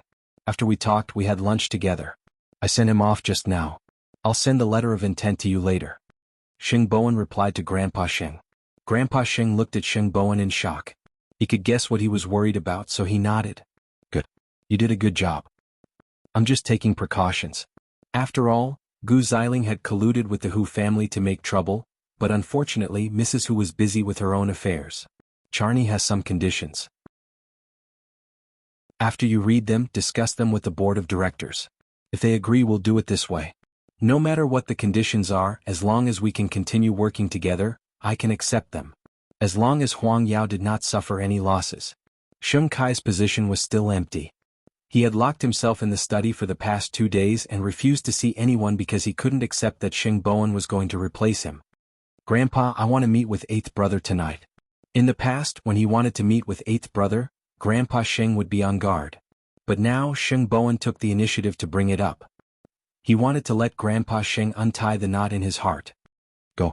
It's not about Huang Yao. It's about Xiao Ran. I'll tell you personally when there's a result." Grandpa Sheng nodded and patted Sheng Bowen's shoulder. "I didn't expect you to be so calm and steady. Not bad." Seeing that Grandpa Sheng had changed, Hu Ran finally felt that he was easier to get along with. But now that there were 2 malignant tumors in the family, she began to worry about Grandpa Sheng's safety. After all, Gu Xiling was someone who could even collude with her stepmother. But now they would not dare to do anything to Grandpa Sheng. At 9 o'clock at night, 2 cars stopped at the entrance of the Criminal Police Bureau. When the police officers saw them, they said to Mu Chichi, "Xiao Qi, your family is here." Mu Chichi looked out of the door and smiled. "Thank you, Senior." "Chichi, since there are no clues now, you and Shanshan should go back first," the professor said to Mu Chichi and Feng Shanshan. "I won't go back. I don't have a family to send me back." Feng Shanshan took a magnifying glass and observed the body of the deceased, including her clothes. Tang Yen, seeing that the professor was going to ask Tang Yen to send her home, Feng Shanshan quickly said to him, "Professor, I'll go home myself. I don't want to trouble anyone." Tang Yen is not a monster. Look at how popular he is. Feng Shanshan was about to mock him, but she seemed to have found something unexpected. "Professor, I found something." When Xin Qing died, she was wearing silk pajamas, a robe and a suspender. But when her body was found, her clothes were intact, so they paid more attention to the robe. But now, Feng Shanshan found something that looked like fingerprints on the suspender. Let's do a comparison immediately. At this time, Mu Chichi had already walked out of the police station. When she saw Xing Bowen and Hu Ran, she said to them, "Are you here for the paparazzi?" "Get in the car first," Xing Xiao said to her. Mu Chichi nodded and sat beside Xing Xiao. At this time she heard Xing Xiao say, "Do you think that everyone is like me and can stand the smell on your body?" Mu Chichi sniffed herself and said, "The body hasn't started to stink. I should smell good. Go back and change your clothes first." "I know, my dear husband," Mu Chichi said quickly. Mu Chichi quickly said, "I didn't expect second sister-in-law to be involved in this incident. I didn't expect her stepmother to be so ruthless." "That's right. Any progress?" Mu Chichi hugged Xing Zhao's neck and leaned into his arms. "No. You know the paparazzi's character. He is cunning and knows how to adapt to the situation. He is good at lying." Xing Xiao hugged her tightly and seriously. "You're on TV again today. You even brought up Zhongting. Are you unhappy?" "No. I like it when you bully others," Xing Xiao replied. "When I picked you up just now, I found that there were a lot of reporters around. I have asked Su Che to find some people to deal with the media. If you need them, just bring them over." Chapter 556. Mu Chichi went home, took a shower and changed her clothes. Then she regained her energy and went out again. But in the meantime she received a call from Feng Shanshan. She confirmed that the paparazzi's fingerprints were on Xin Qing's pajamas. And it was on the back. That meant it was very likely that the paparazzi pushed Xin Qing down the stairs. With such a clue, the police wanted to interrogate the paparazzi again. When they reached the hotel, Mu Chichi apologized to Xing Bowen and third brother. "I'm sorry. It took me some time to take a shower and change my clothes. I'm afraid it will affect your appetite." "It's okay," said Xing Bowen. "If eighth brother can get used to it, so can we." Xing Xiao sat next to Mu Chichi. His right arm was naturally placed on the back of Mu Chichi's chair. It was a protective posture. "Everyone in Jianchuan knows that Xiao Qi is your wife. Do you still want to do this?" Xing Bowen complained. "Didn't you call me in the middle of the night and ask me some questions? Have you solved it?" Xing Xiao did not want to be outdone. Third brother coughed violently. His face turned red from ear to ear. "What is it?" Mu Chichi quickly asked. "It's nothing. It's just a private conversation between men." Xing Bowen quickly interrupted and changed the topic. "Aren't you going to talk about the paparazzi? Let's get to the point." Because there was no evidence before, the paparazzi could say whatever he wanted. He was fearless and he wouldn't say anything else. "However, my friend just called me and told me that there was progress in this case. As for what the progress is, I can't tell you. However, I told the captain about third sister-in-law's matter. The captain said that if he could get the paparazzi to talk, he would investigate this case as well." "Are you confident?" Xing Bowen seemed to be more nervous than Hu Ran. Mu Chichi shook her head. "There is no evidence after all. It's okay, Xiao Qi. My father is very suspicious of that woman now. This can guarantee that what I'm worried about will not happen." She was afraid that the woman would have her father's child. She would not be able to separate from her father. "Don't worry. Trust the police." Xing Bowen laughed when he heard Mu Chichi's words. He looked at her from head to toe. "Your tone is more and more like those policemen on TV. I'm telling the truth." Mu Chichi glared at him. "Professional things should be left to the professionals. Speaking of which, how are things going in Huangyao?" "That's right. I have already discussed with the people from Tiffany and Company and this matter can be resolved smoothly. However, they have a condition. I must be the CEO of Huang Yao. Isn't that perfect? Mu Qiqi turned to look at Xing Xiao. But I'm guessing second brother won't let it go so easily. He doesn't know about this yet, does he? If he knew, he would flip the heavens. But we'll know tomorrow. So, you've completely dragged Xing Kai down? Based on second brother's temper, he will definitely stab them in the back. Don't forget, there's still Gu Xiling by his side. That woman isn't just your average kind of evil. Previously, Xiao Ran almost lost her life because of honey. She was the one who colluded with her stepmother. You actually let her walk in front of you. Mu Qiqi rolled her eyes. I thought the bankruptcy of the Gus would be her end. She still wants to continue stirring up trouble. Xiaoqi, no matter what, I have to thank you for what you did this time. Otherwise, third brother and I would have to put in a lot of effort and be schemed against. Hu Ran said and toasted Mu Qiqi. I hope this matter will end well. Mu Qiqi was smiling happily, but Xing Xiao couldn't. Why are you pulling a long face? Your teachers have been calling me all day today. What do you think? Xing Xiao asked her. He had clearly told Mu Qiqi to go to class today and practice self-defense.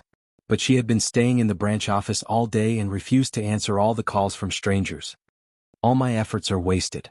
I swear I really forgot, Mu Qiqi quickly explained. I will remember next time. Do you still have credibility with me? Mu Qiqi immediately stopped talking. She looked at Xing Bowen and Hu Ran helplessly. Xing Bowen smiled. I can't save you. I can't beat eighth brother's IQ. Why are you still smiling? Xing Zhao's gaze swept across the two of them. Have you done your business? Xing Bowen choked and could only pretend to be mute. This person was really unforgiving with his words. Grandpa agreed to let me come out to see you today. I think he has slowly thought it through. After hearing Xing Bowen's words, Xing Xiao suddenly thought of the document that Grandpa Xing gave him. It was not that Grandpa Xing had thought it through, but he had recognized some facts. Because third brother and Hu Ran were not there, the Xing family was not very lively. Perhaps because he knew that third brother was not at home, Xing Kai finally walked out of the study to eat. However, his untidy appearance was really surprising. After the meal, Grandpa Xing got up from the dining table. Second brother, come to my study. Xing Bowen snorted coldly. He put down his bowl and chopsticks and followed behind Grandpa Xing. As soon as he entered the study, Grandpa Xing asked him sternly, Look at yourself. What a scandal. Didn't you force me to be like this, Grandpa? Xing Kai sneered while leaning on the bookshelf. Didn't you see that I don't have the support of the Gu family, so you turned your eyes to third brother? Grandpa Xing took a deep breath. He suddenly felt that he could not communicate with Xing Kai at all, because second brother's heart was filled with resentment. There will be a board meeting tomorrow. Third brother will replace you as the CEO. You two can exchange positions. Second brother, your current mentality is not suitable to be the CEO. Grandpa Xing said to Xing Kai seriously. Think about it. There's nothing to think about. I don't want to be the deputy CEO. I plan to sell my shares and leave the Xing family. I believe that Grandpa will not stop a useless person like me. Second brother? Grandpa Xing was shocked. I said that I will not let anyone leave the Xing family.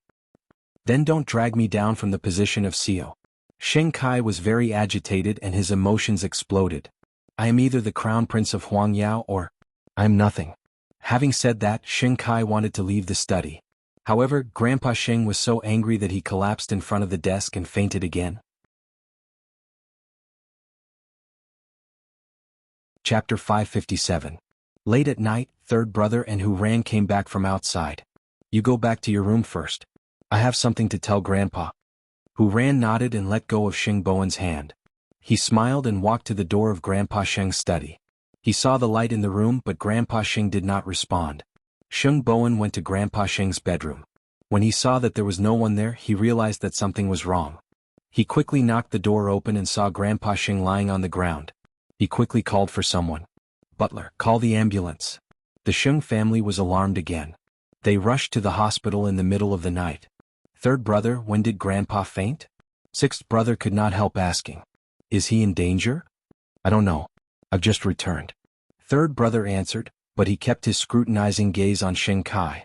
Because he heard from the butler that the only person Grandpa Xing saw after dinner was Xing Kai. I hope Grandpa is fine. Second brother, what did you say to Grandpa last night? Hearing Xing Bowen's question, Xing Kai looked at him coldly. What? Are you suspecting that Grandpa's illness is because of me? The doctor said that Grandpa should not be agitated. You are the CEO of Huangyao now. Can you be so arrogant? The last person Grandpa saw was indeed me. But how would I know when and how he fainted? Xing Kai asked in return. Can you brothers stop blaming each other at a time like this? Hu Ran could not help but ask. Third brother started it, didn't he? Besides, didn't you hate Grandpa before? Now that you know Grandpa is your help, you have changed your attitude? If your family members continue to quarrel, please leave the hospital. The patient is in a severe coma now.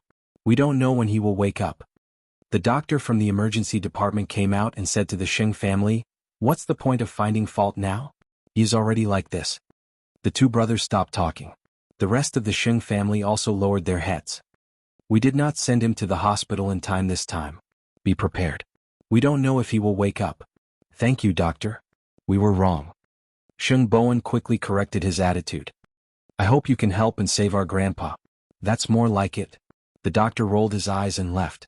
At this time, Xing Bowen took out his phone and wanted to inform Xing Xiao. Although he did not know if eighth brother and Grandpa Sheng had reconciled. What are you doing? Inform fourth sister and eighth brother. After hearing Xing Bowen's words, Xing Kai snatched his phone and smashed it. You know that eighth brother is a thorn in Grandpa's heart. Do you want Grandpa to die? Grandpa will want to see eighth brother. Big brother isn't here and I'm the boss. I won't allow it. Seeing the two of them quarreling again, the doctor finally chased them out, but the two of them were still quarreling in the hospital garden. You're afraid that when eighth brother comes back, you won't have any hope, right? Having said that, Xing Bowen turned around and left. But that was when Hu Ran sent a message to Mu Chichi. Mu Chichi saw that Grandpa Sheng was in trouble. She did not want to hide it from Xing Xiao, so she passed the phone to him. Grandpa Sheng is in a coma again. I heard that it will be very difficult for him to wake up this time. Do you want to go and see him? Xing Xiao took the phone and put down the document. Although he did not say whether he would go or not, he contacted Su Che and asked him to find the best experts and authorities overnight. If something really happens to Grandpa Sheng, the Sheng family will really be in a state of disunity. Xing Xiao did not say anything. He just patted Mu Chichi's shoulder. Go to sleep. At the police station. The police were still interrogating the paparazzi. You still don't want to confess. Did you kill Xinqing? No, officer. I've said it many times. I really didn't kill Xinqing. I wanted to threaten her and get some money, but she didn't agree to it.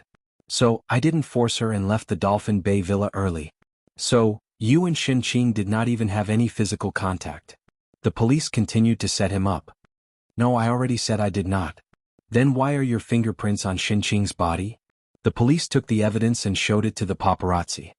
Do you know that all the evidence points to you? You are still wasting time here. Chui, let me be honest with you. Every second you waste here is extremely disadvantageous to you. Think about it yourself. The paparazzi was stunned when he saw that. His emotions changed a little.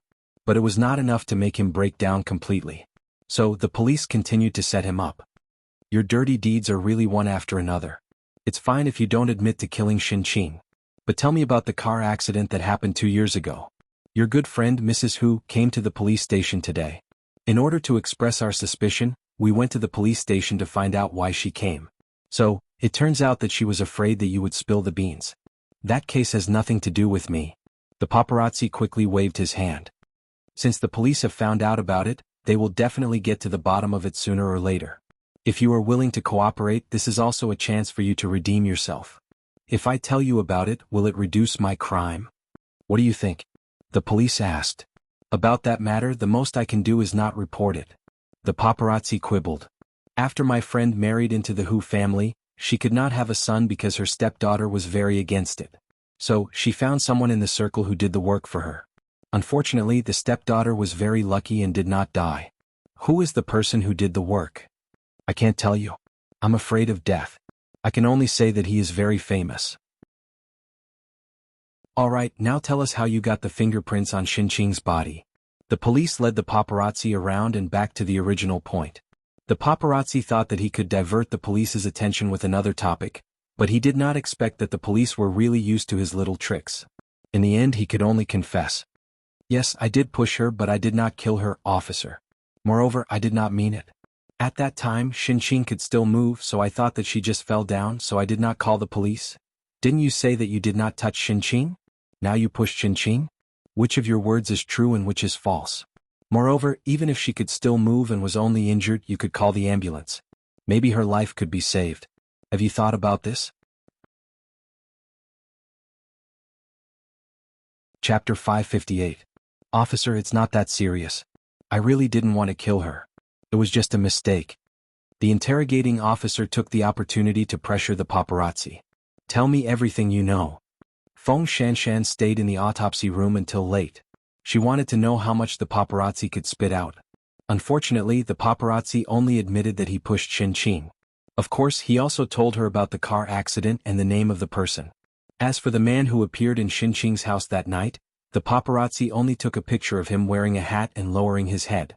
He could not identify him at all. It's 1 a.m. We can't get a car anywhere now. Shall I ask Tang Yen to send you? The professor suggested. At this hour it was dark and windy outside. Feng Shanshan was still afraid. So, when Tang Yen entered the forensics lab, Feng Shanshan could only say politely, "Thank you, Officer Tang. I'm still riding a motorcycle today. If you are not used to it, I'm used to it." Feng Shanshan flattered him. Tang Yen did not say anything. He just passed the helmet to her. I really thought that you never asked for help. Feng Shanshan lowered her head and secretly rolled her eyes. If I had any other choice, I definitely wouldn't ask for help from you. Let's go. Feng Shanshan did not expect Tang Yen to lift her up with one hand and put her on the back seat. Then he stepped over the body of the car. This man was really strong. With him in front of her, it was like there was an indestructible wall. Feng Shanshan felt comfortable blocking the wind. Soon Tang Yen sent her downstairs. Feng Shanshan thanked him and quickly went upstairs.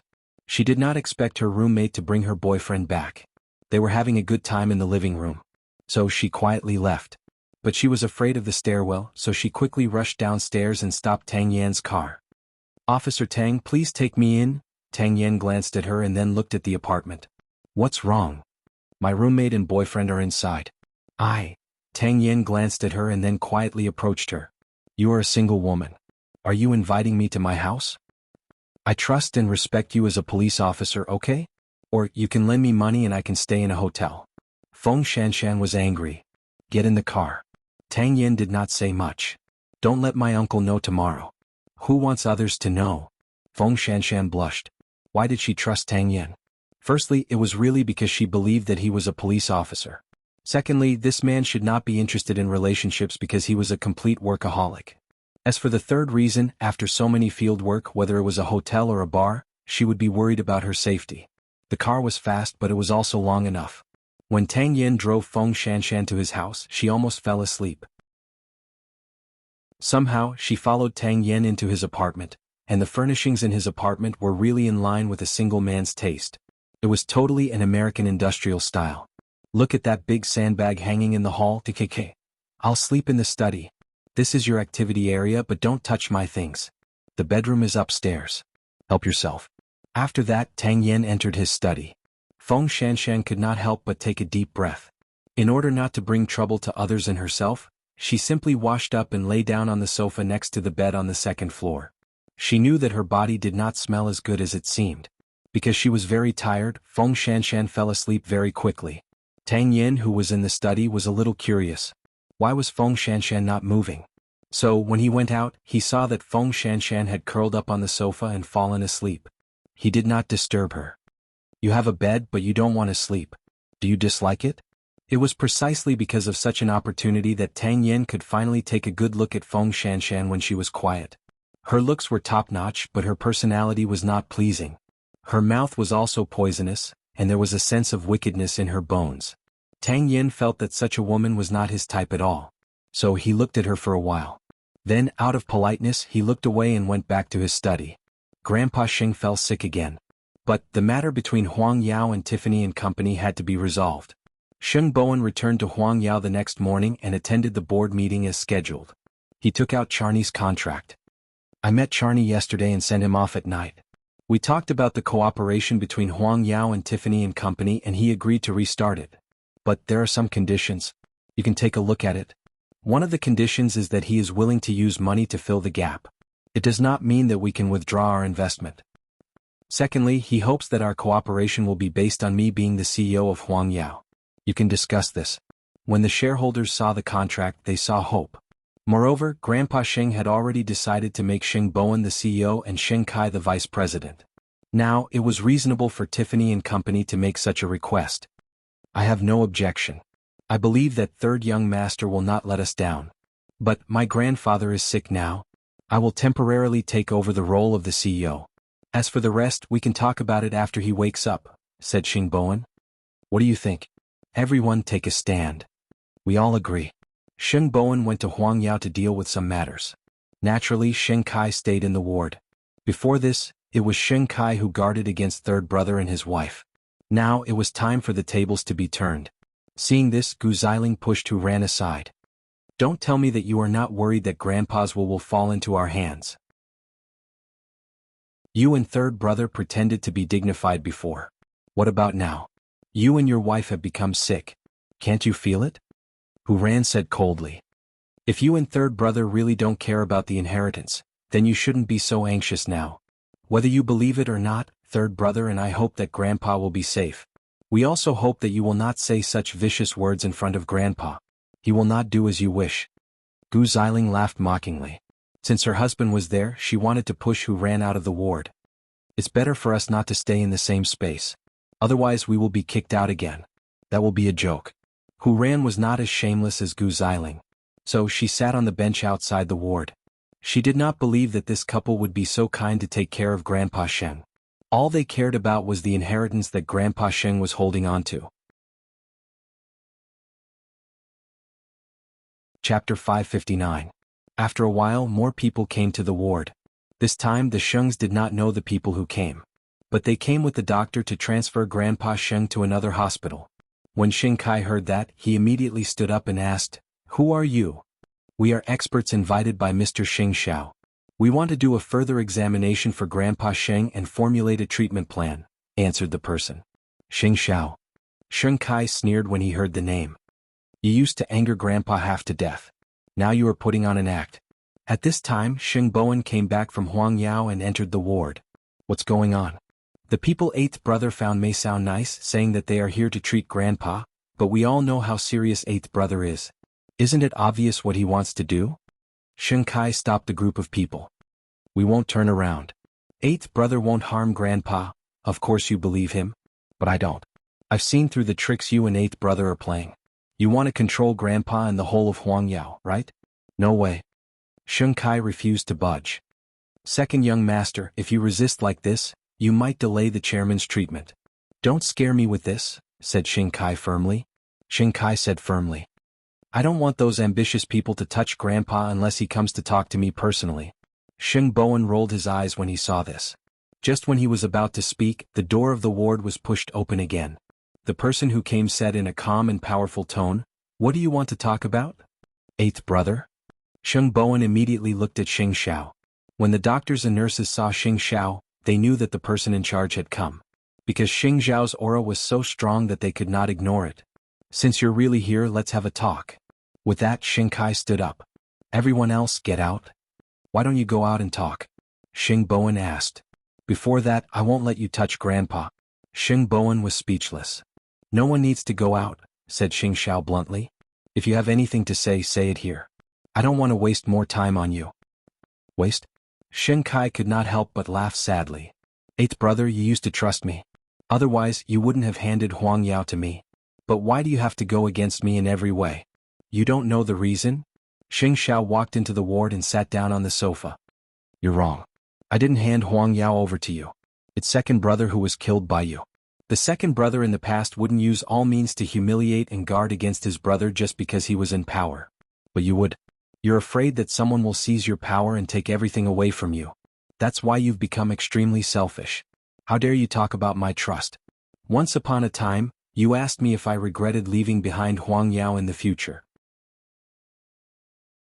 Right now, I can tell you very seriously that I don't regret it at all, because your misfortune wasn't caused by me. You enjoy the glory of being the crown prince while blaming me for giving you so many problems. But if I don't leave, the position of crown prince will never belong to you." You Don. Wang. I know you are eloquent. I can't win against you. Xing Kai wanted to talk at first. Now that Xing Xiao was willing to talk to him, he wanted to escape. You are such a failure. Xing Xiao said. You are not even as good as the receptionist of Zhongting. To put it bluntly, I look down on you. You are not even qualified to be my opponent. Third brother always gives in to you. I don't have the energy to do that. Do you really think that you can stop me? Xing Xiao looked at Xing Kai coldly. His tone was much sharper. He did not give Xing Kai any face at all. And her. Xing Xiao pointed at Gu Xiling. I don't want to see Grandpa Xing in the hospital. If you want to use force, I'm ready. Eighth brother, you still like to bully others. That's because you are not capable. Xing Xiao replied. You didn't listen to me when I tried to persuade you. You just want to do it the hard way. When Xing Xiao's aura rose, everyone in the ward was afraid. Ever since he established Zhongting, he rarely acted like this. But today there was a special one. Xing Xiao, Kai is your brother after all. I don't even recognize my ancestors. Xing Xiao retorted sharply. You, Gu Xiling, have contributed a lot to Xing Kai becoming like this. If you don't want your grandfather's business to be destroyed from now on, you'd better avoid me whenever you see me. I'm disgusted by you. I'll give you 2-3 seconds to get out of my sight. Otherwise I will show you the new Xing Xiao. Everyone's heart skipped a beat at Xing Xiao's words. Xing Kai was stunned for 2 seconds. Then he walked out of Grandpa Sheng's ward. Of course, Gu Xiling did not dare to stay when her husband had left. Eighth brother is furious. It's so scary. Hu Ran quickly whispered into third brother's ear when she saw the two of them leaving. Of course. How do you think he managed the Sheng family all these years? Third brother said. Domineering? Mr. Sheng, I don't think there's a need for a consultation. Grandpa Sheng has woken up. The doctor who was examining Grandpa Sheng suddenly said to everyone. Maybe what you said just now provoked him and woke him up. Sheng Bowen looked forward and saw Grandpa Sheng opening his eyes. Grandpa, how do you feel? Grandpa Sheng had been unconscious for a night, so he had difficulty speaking. I'm fine. He had indeed woken up when he heard Xing Xiao's voice. But he did not expect that Xing Xiao had already taught second brother a lesson. Since he's awake, let the doctor do another check. I have something to do, so I'm going back to Zhongting. Xing Xiao did not want Grandpa Sheng to know that he had been here. Eighth brother, you should care about Grandpa. Xing Xiao said nothing and let Su Che open the door. Soon, he disappeared from the corridor of the hospital. Meanwhile, Xing Kai and his wife were in the garden of the hospital. Xiling, do you know? I'm really tired. I want to leave the Sheng family completely. I want to start my own business. I don't want to be ordered around by Xing Xiao like a dog anymore. How could Gu Xiling not be angry? Chapter 560. You're right. If Xing Xiao could rebuild Zhongting, why can't I? But if we leave, we won't have a share in Grandpa's inheritance. Xiling, now is not the time. Let's just bear with it. Gu Xiling stopped talking when she heard the word, inheritance. She did not want to let the Xing family benefit from it. One was Mu Chichi and the other was Hu Bimbo. But I have never been wronged like this since I was young. Never. Gu Xiling felt uncomfortable when she thought of Xing Zhao's humiliation just now. Don't worry, I've noted down all of these debts. When Grandpa leaves and we get our hands on the inheritance, we'll settle it again. Xing Kai did not know how ugly and hideous he looked at the moment. Of course, Xing Xiao would never treat Xing Kai as his brother after what he said just now. They would be enemies when they met again. Grandpa Xing woke up and sat on the bed for a long time. After a while, he asked Xing Bowen, how long have I been unconscious? Grandpa, just one night. From now on, leave the matters of the Xing family to us. You can't be agitated anymore. Xing Bowen said to Grandpa Xing. Grandpa Xing's eyes were a little dazed. He looked into the distance and could not focus. After a while he said, yes, I can't take care of it anymore. I am relieved to leave Huang Yao to you because you are a generous person. It doesn't matter if second brother and his wife are arrogant. After all, eighth brother will not stand by if they cause trouble. In the end, isn't eighth brother still managing Huang Yao? What do I need to worry about? My only regret is that apart from fourth sister who is pregnant, none of you have children yet. I can't see the next generation of the Sheng family being born. Grandpa, there will be. Your eldest brother is always flirting everywhere and is not serious at all. Your second brother is infertile, and after your fifth brother emigrated, he rarely comes back. Your sixth brother is disappointing and your seventh brother is crazy. Now who else can I count on? Grandpa, are you saying that second brother is infertile? Sheng Bowen grasped the key point and asked Grandpa Sheng. Don't tell anyone about this. You and Xiao Ran have to hurry up. Sheng Bowen was still a little shocked when he heard the news. Sheng Kai couldn't have children. Perhaps some things were destined. So, you don't have to hate him so much. Because of these 2 comas, the old man felt that his time was free. If he could live one more day, even if it was just one day, he really did not have the mood to resent and plot. Unfortunately, second brother and his wife were walking further and further down the road of reunion. Xing Xiao threw a tantrum at the hospital, and Su Che sent a message to Mu Chichi about it. So, after she had no classes in the afternoon, she did not go straight to the Criminal Investigation Bureau. Instead, she went to Zhongting. When the secretary saw her, she was about to knock on the door for her, but Mu Chichi made a shushing gesture and took the coffee from the secretary. It's almost night and you're still drinking coffee? Change to a glass of water. The secretary did as she was told and quickly handed her another cup. Mu Chichi knocked on the door and entered. She walked straight to Xing Zhao's side, but he did not notice her. He simply took a sip from the cup, and when he found that it was plain water, he looked up in confusion. It's almost 6 o'clock, why are you still drinking coffee? Xing Xiao put down the pen in his hand and leaned against the chair in a relaxed posture. He turned to Mu Chichi. Why did you come? Because of someone. He went to the hospital today and threw a big tantrum. I thought you would need my comfort, so I came here immediately. Mu Chichi sat on his lap. Are you worried about Xing Kai? Xing Xiao shook his head. Since I don't treat him as a brother, I definitely don't want to waste time on him. Then why are you still so shameless? You just feel that Xing Kai has betrayed your trust and you have betrayed the trust of everyone in Huangyao, right? Mu Chichi guessed. Although you are indeed successful in the business world, Xing Kai is a person and an ambitious person. People's hearts will change.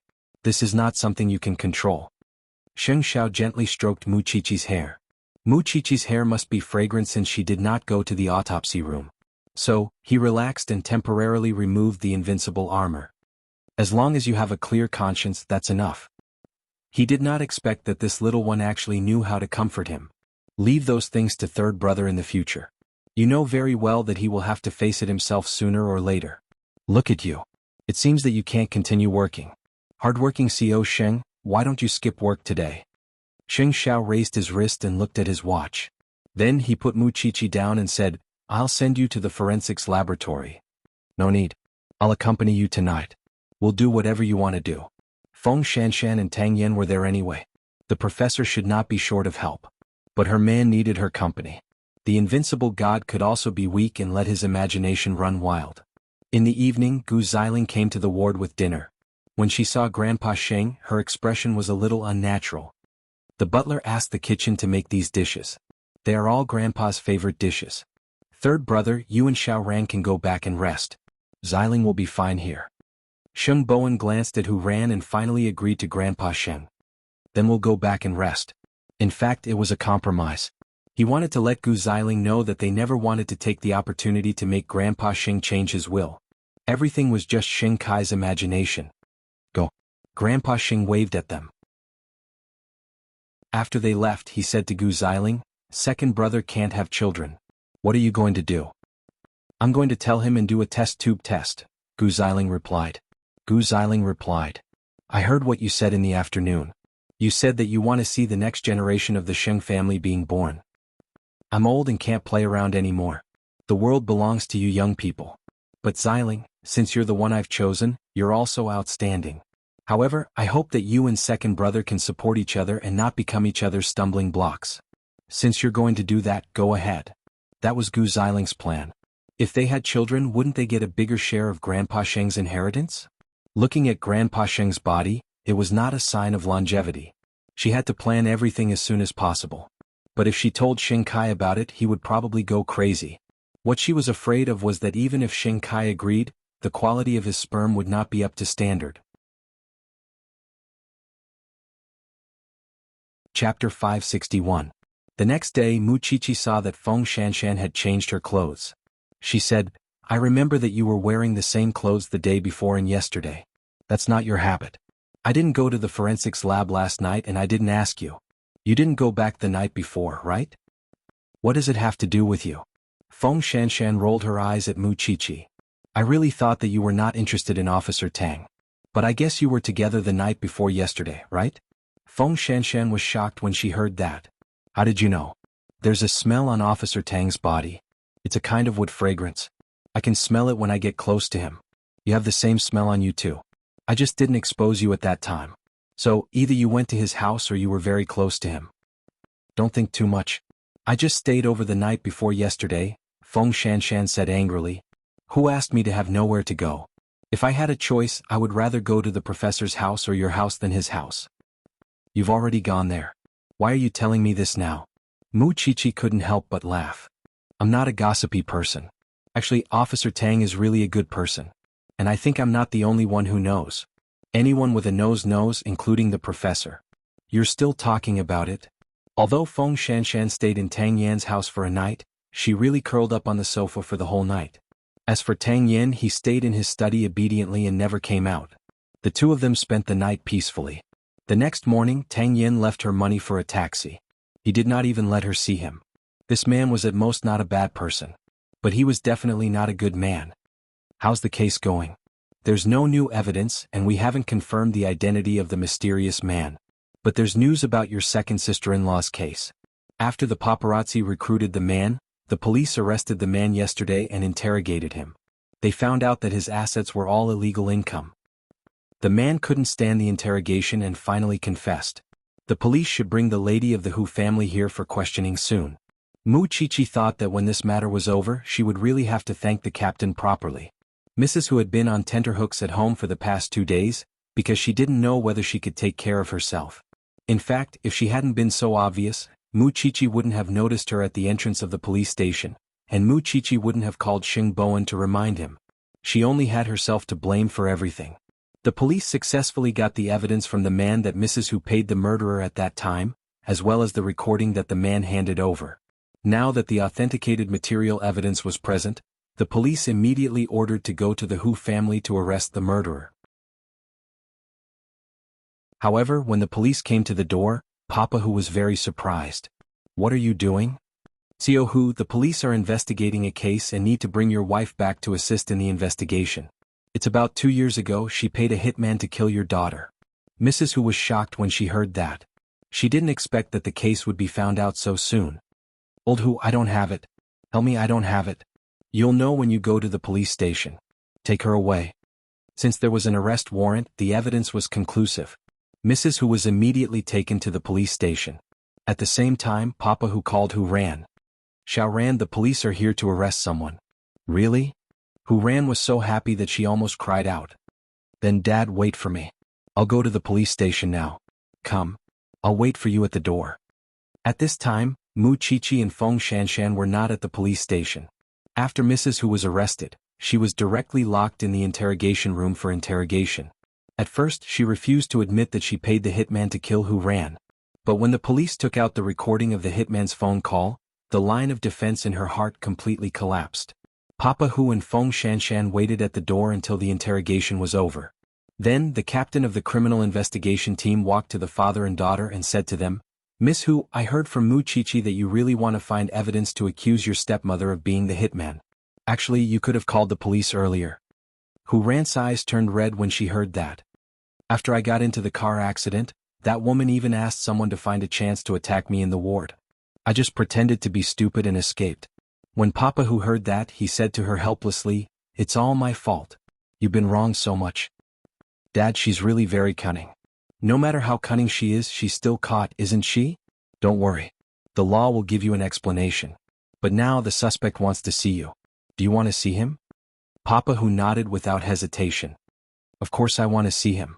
Then the police arranged for Papa Hu and his daughter to enter the interrogation room. Old Hu, help me. I don't want to go to jail. I really don't want to. Papa Hu sat on the chair and was silent for a few seconds. Then he said to the vicious woman, The thing I regret the most is meeting you. I know that you're not very friendly to Xiao Ran, but as long as you don't hurt her, I can tolerate you. But I didn't expect you to do so many evil things behind my back. Old Hu, because you said that as long as you have a daughter, we don't want other children.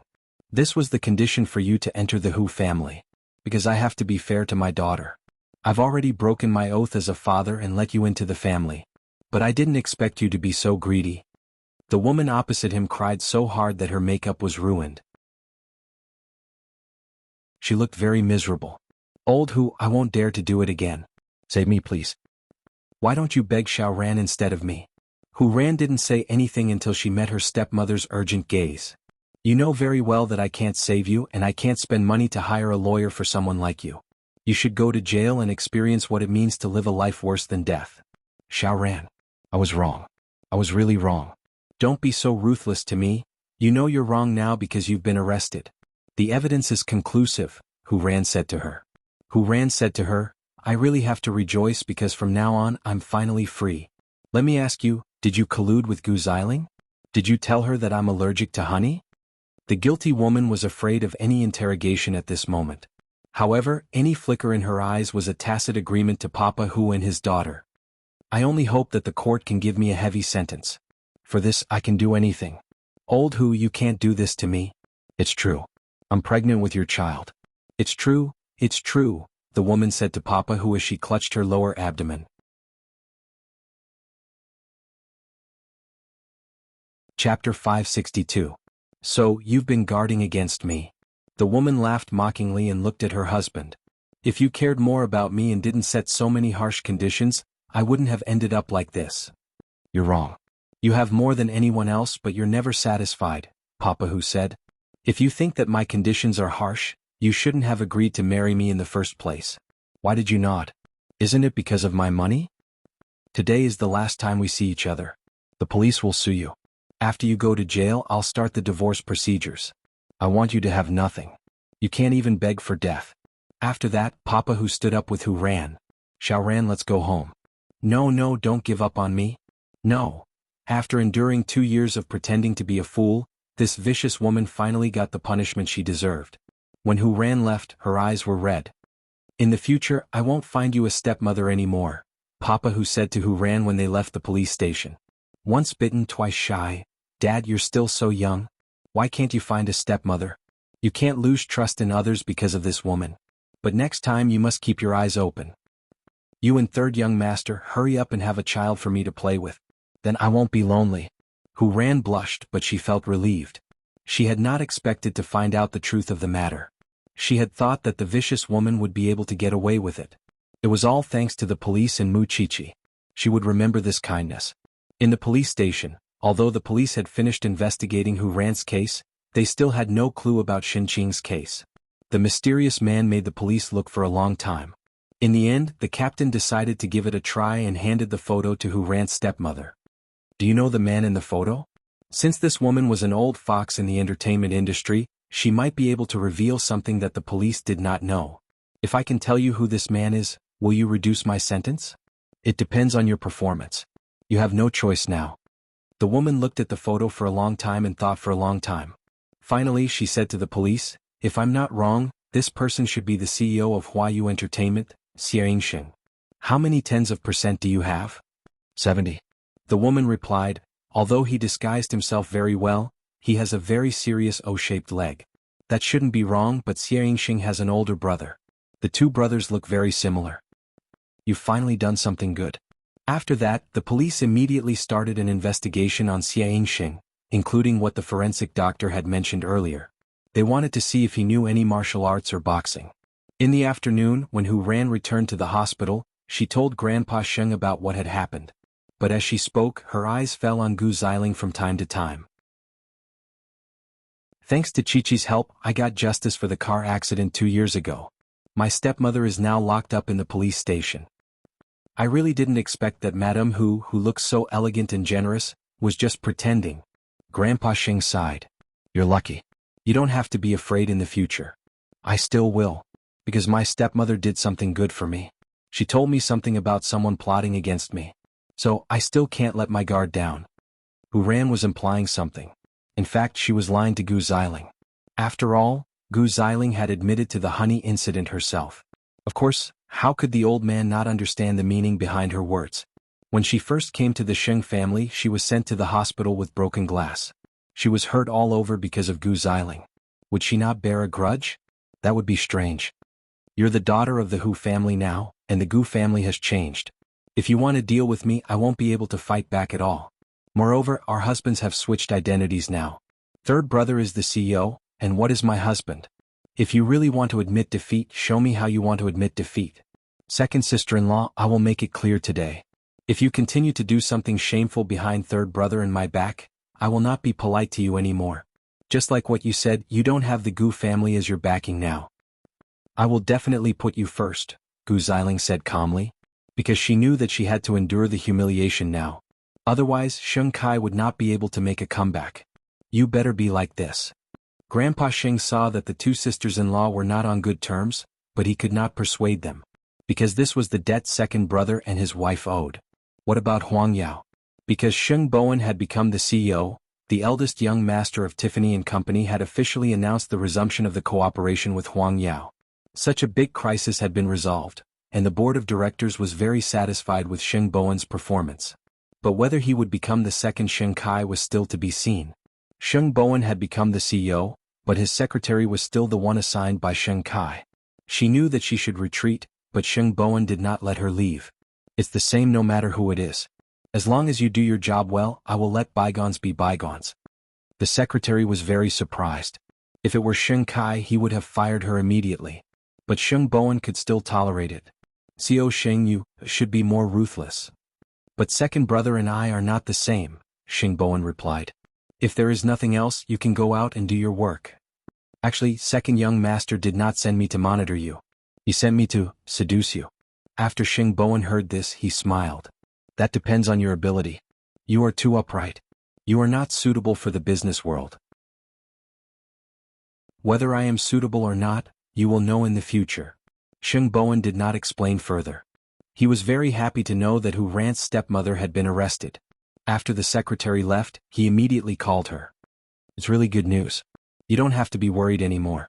You really have to thank Xiaoqi. Third brother, I thank you too. Before this, Hu Ran had to stay in the Sheng family because of her stepmother's threat. But now she no longer had any scruples. Could the two of them be together? Although Sheng Bowen did not plan to change his wife, what if Hu Ran wanted to meet a better person? So, after thinking for a moment, he said, if you want to go back to the Hu family, I can sign the divorce agreement for you.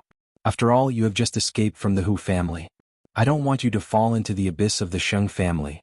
You deserve a better life.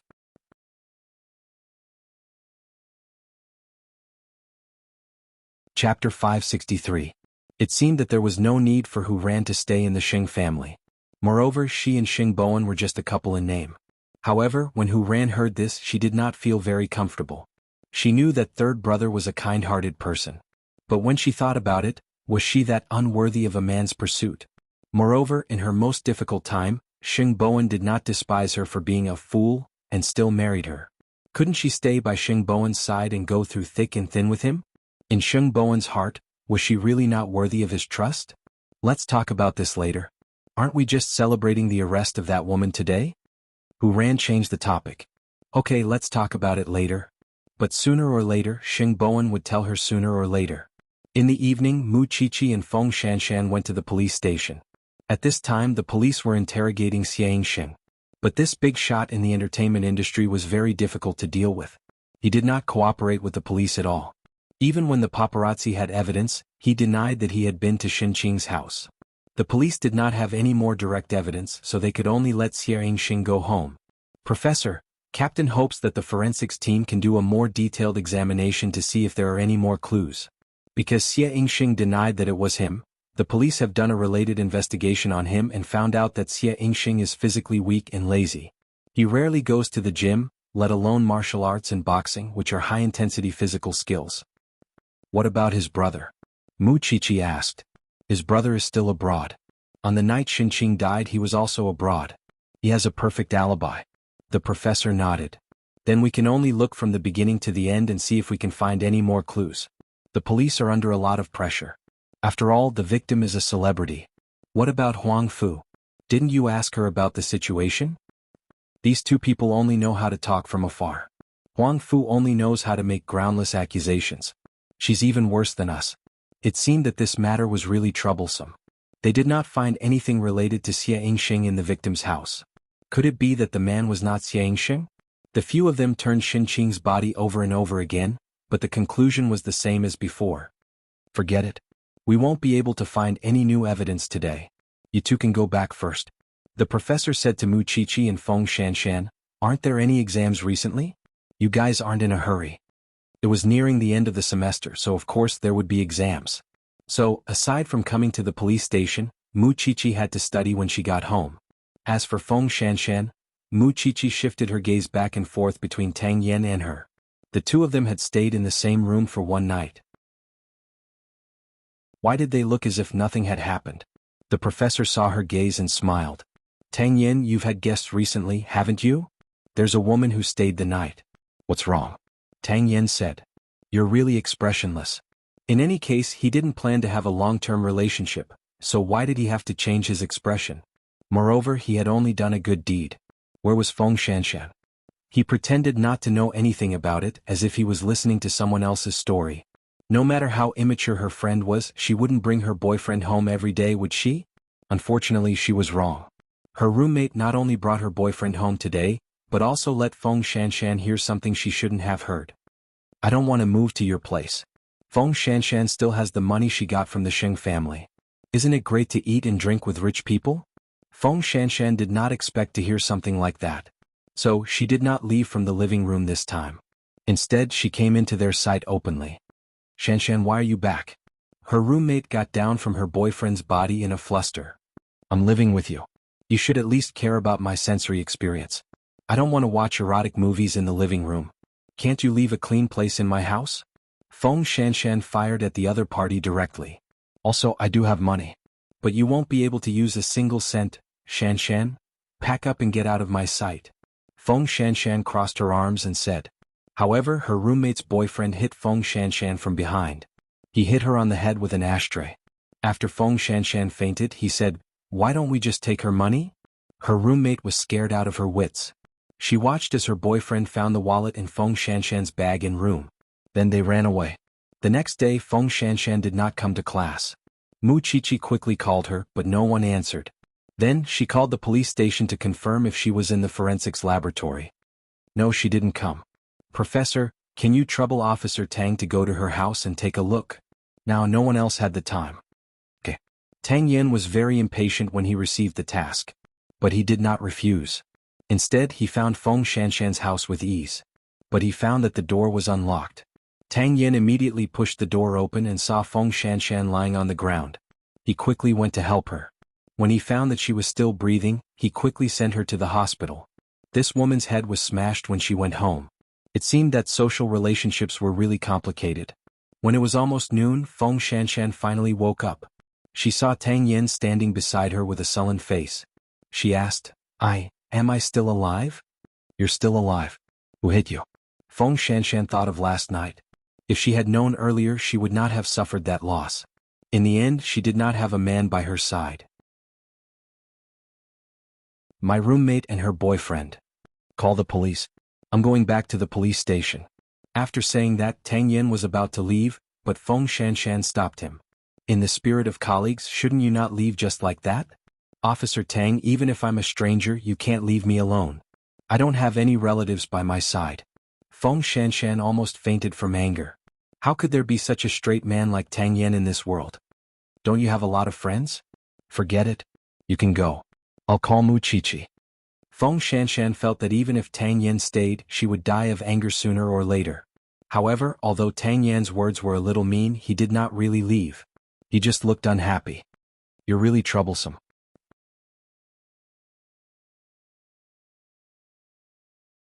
Chapter 564.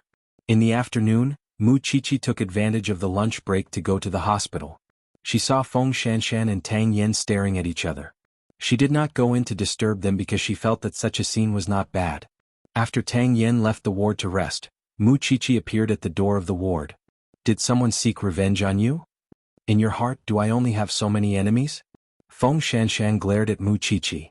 You know that I have many friends. You have so many friends. Why were you smashed? Forget it, I won't joke with you anymore. You're injured now and can't go back to the apartment. What do you plan to do? Don't you have any relatives you can contact?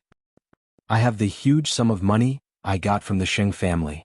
Which of my friends and family won't have designs on me? Feng Shanshan sneered. So I often think that it's no wonder that rich people like you never make friends with poor people. You're also poor. How can you be my friend? Muchichi glared at her. At this time Tang Yen came back. When he saw Muchichi, it was as if he had seen his savior. Since you're here, I'll leave first. Officer Tang, I'm going to class right away. I just came to take a look. Shanshan is so seriously injured that she definitely can't go to class. I might have to trouble you again. Muchichi quickly said, please help her. She's a girl and alone. It's indeed dangerous.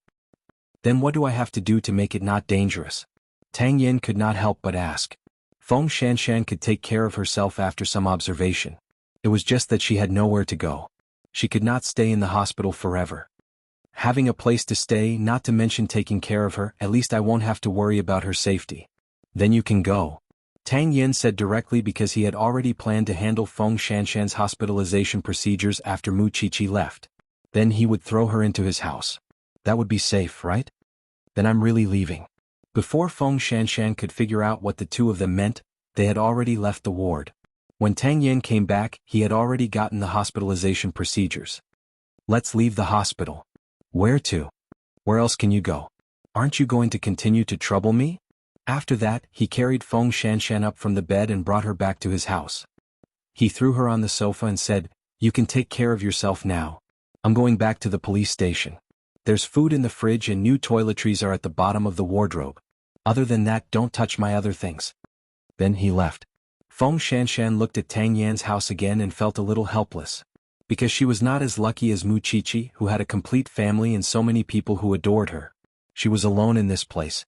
Her parents had divorced and remarried. She didn't even know where they were now. Other than the fixed monthly allowance, she almost forgot that she was also raised by her parents. Now that her friend had betrayed her, it might be the punishment for her previous absurd life. Although Muchichi really wanted to help with Xinqing's case, she could not do much other than perform an autopsy. She was not experienced enough. So, instead of going to the police station to have a headache, she might as well stay at home and do some revision. Now that Feng Shanshan was injured, she had to take more notes. When Xing Xiao returned home, he was surprised to see Muchichi earlier than him. The case has been solved? Muchichi shook her head. The clues are gone now. The people in the police station are worried. I can't help, so I came back to look at more cases. I could solve the complicated ones before, but now I can't solve the simple ones. Why are there two notes? Xing Xiao took off his coat and sat on the sofa. When he saw the two identical notes, he frowned. Feng Shanshan was beaten up. She's in the hospital now, Muchichi answered naturally. I can't just watch and do nothing, can I? There's an annual cocktail party tomorrow night. Do you want to go together? Muchichi put down her pen and looked at her man. Of course. I can only be your female companion. Besides, there's no point for me to go to the police station now.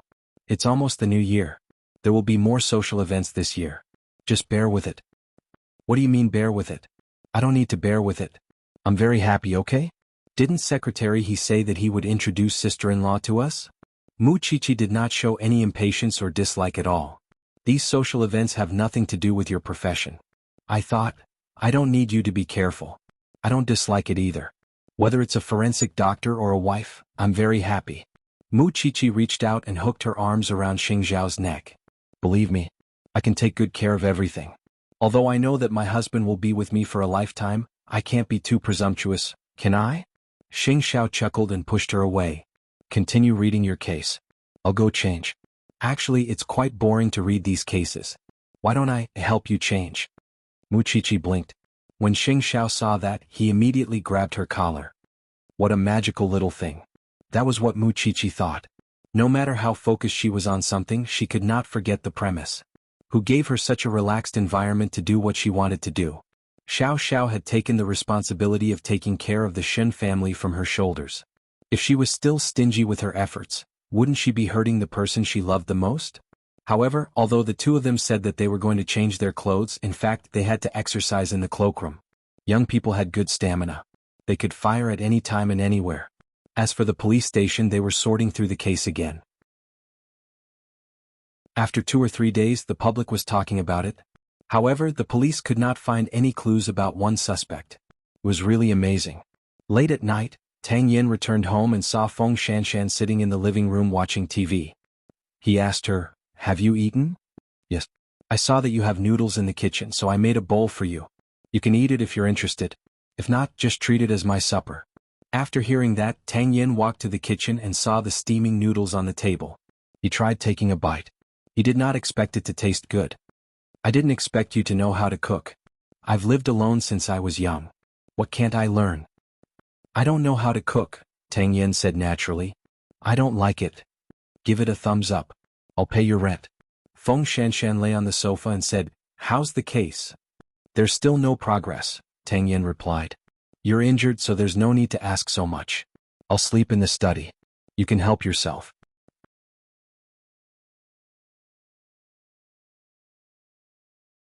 Chapter 565. Late at night at the hospital. The old man still had to stay in the hospital for a few more days, but Sheng Bowen and Hu Ran were keeping watch at the hospital tonight. After Sheng Bowen proposed a divorce, Hu Ran did not mention it again, but the two of them could not help but feel awkward. Hu Ran was afraid that Sheng Bowen would get along with Grandpa Sheng because the two of them had become much closer recently. Hu Ran was afraid that Sheng Bowen would accidentally tell others about their decision. If that happened, it would be irreversible. You should go back and rest. I'll keep watch here. Aren't you tired of working during the day and keeping watch at night? Sheng Bowen looked at Hu Ran and shook his head. I'm afraid that you'll be in danger if you stay here alone. Eighth brother's men are here. What are you afraid of? Hu Ran pushed him. Go back. We don't need you here. Sheng Bowen was helpless. Because he had a regular meeting tomorrow morning, he surrendered. I won't stay here. I'll go to the hotel opposite the hospital. That way if you need me I can come to you as soon as possible. Is that okay? Hu Ran blushed, but she nodded. Then why aren't you going? Grandpa Sheng saw the awkwardness between the two of them. He guessed that the young couple had not gotten into the mood yet. Sheng Bowen was in charge of the Sheng family now, so Sheng Kai had a lot of time to drink and get drunk. Gu Xiling was angry and wronged when she saw this. Are you planning to give up on Huang Yao completely? Look at yourself in the mirror. You don't have any fighting spirit at all. You don't look like a man. Sheng Kai sat up from the bed drunkenly and pointed at Gu Xiling. Don't scold me all day. I have my pride too. A man's dignity is earned by himself, not given by others. Sheng Kai, Grandpa is urging us to have a child as soon as possible. What do you think we should do? Gu Xiling planned to make everything clear at this moment. Then let's have a baby, Sheng Kai answered unnaturally. Why are you still pretending? There's something wrong with your body. How can I have a baby? Gu Xiling crossed her arms and sat on the edge of the bed. Sheng Kai frowned and grabbed Gu Xiling's clothes. When did you peek at the documents I locked in the cabinet? Do I need to peek? For half a year we never used contraception. I even deliberately nourished my body, but I couldn't get pregnant. So I went to the hospital for a checkup. The doctor said that everything is normal. Since I'm normal, do I still need to say who the problem is? Gu Xiling said angrily. My body is fine. You're still trying to be brave. If you don't cooperate with me and go to the hospital for a test tube, then you'll never have a child. When third brother's child is born, you'll only lose more opportunities. Gu Xiling patiently explained the stakes to him. Think about it yourself. Sheng Kai had always felt humiliated in front of Gu Xiling. This was because men were most afraid of having problems in that area. They would be criticized by others and even their own women would look down on them. I can't accept it, especially if word of this gets out. I'd rather die. Sheng Kai suddenly woke up and sat on the bed. He looked very dispirited. I don't know how things turned out like this. If you're not willing to be a deputy CEO and you don't accept the fact that you're infertile, then don't even think about making a comeback in this life. Have you ever thought that Xing Xiao had to endure more than half a year of ridicule from others? With his character, he's flexible. Can't you do the same? If you're sure that you want to live like this, then I, Gu Xiling, am completely blind. Sheng Kai was in great pain and it was difficult for him to accept that he had suddenly fallen from the clouds and was exposed as infertile. Give me some time. I need time. Just tonight. If you continue to be so dispirited, then we'll be forced into a corner in the end. Having said that, Gu Xiling turned around and went to the study. She planned to leave the entire space to Sheng Kai. If he still couldn't understand, then Gu Xiling felt that there was no reason for her to persist. The second half of the night in Jianchuan was spent in a storm. Hu Ran did not like this kind of weather. Because she did not know if Sheng Bowen's embrace was still her harbor. Feng Shanshan, who was also betrayed by her friends and homeless, was also woken up by the thunder. She sat up in the dark and took deep breaths. Then she turned on the lights in the living room. Unexpectedly, Tang Yen was alarmed. Scared? When Feng Shanshan saw him coming out of the study, she shook her head unnaturally. No, it's just that the thunder is too loud. I can't sleep. Just admit it if you're scared. There's nothing shameful about it. Tang Yen went to the kitchen and poured a glass of water. He also warmed a glass of milk for Feng Shanshan. How long have you been alone? When I was very young, Feng Shanshan replied. What about you? 7 or 8 years old. My parents died in the hands of kidnappers. Since then I've been alone. Tang Yen leaned against the sofa and answered while drinking water. No wonder. His EQ was so low. Feng Shanshan held back the second half of her sentence and did not say it out loud. So, you trained yourself to be so strong and became a police officer? It's getting late. Go to sleep. If you're afraid, you can turn on the lights or lie by the fireplace. It will reduce your fear. Tang Yen refused to answer her personal questions, and Feng Shanshan consciously did not ask further. It turned out that both of them had fallen from grace. This man's life was more tragic than she had imagined. At least her parents were still alive. Therefore, Feng Shanshan decided to hate him less in the future. After all, it was not easy for him to not grow up without his parents' education. Then she wrapped herself in a blanket and sat by the fireplace. Sure enough, when she saw the fire, she was filled with hope and was not so afraid anymore. More importantly, she knew that there was a very strong man in the study, which made her feel very safe. Because of this, Feng Shanshan suddenly had a bold idea. Since Tang Yen was also living alone, could he rent half of the house to her? However, she quickly dismissed the idea because Tang Yen seemed to be a loner and did not want to be involved with anyone. It would not be easy to convince him. It seemed that she would have to work harder and see if she could get Tang Yan's approval by cooking.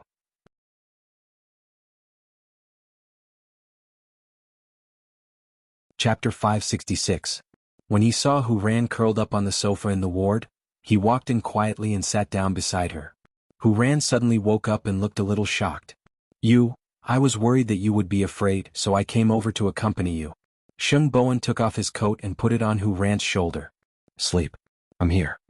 At that moment, Hu Ran felt her entire body warm up.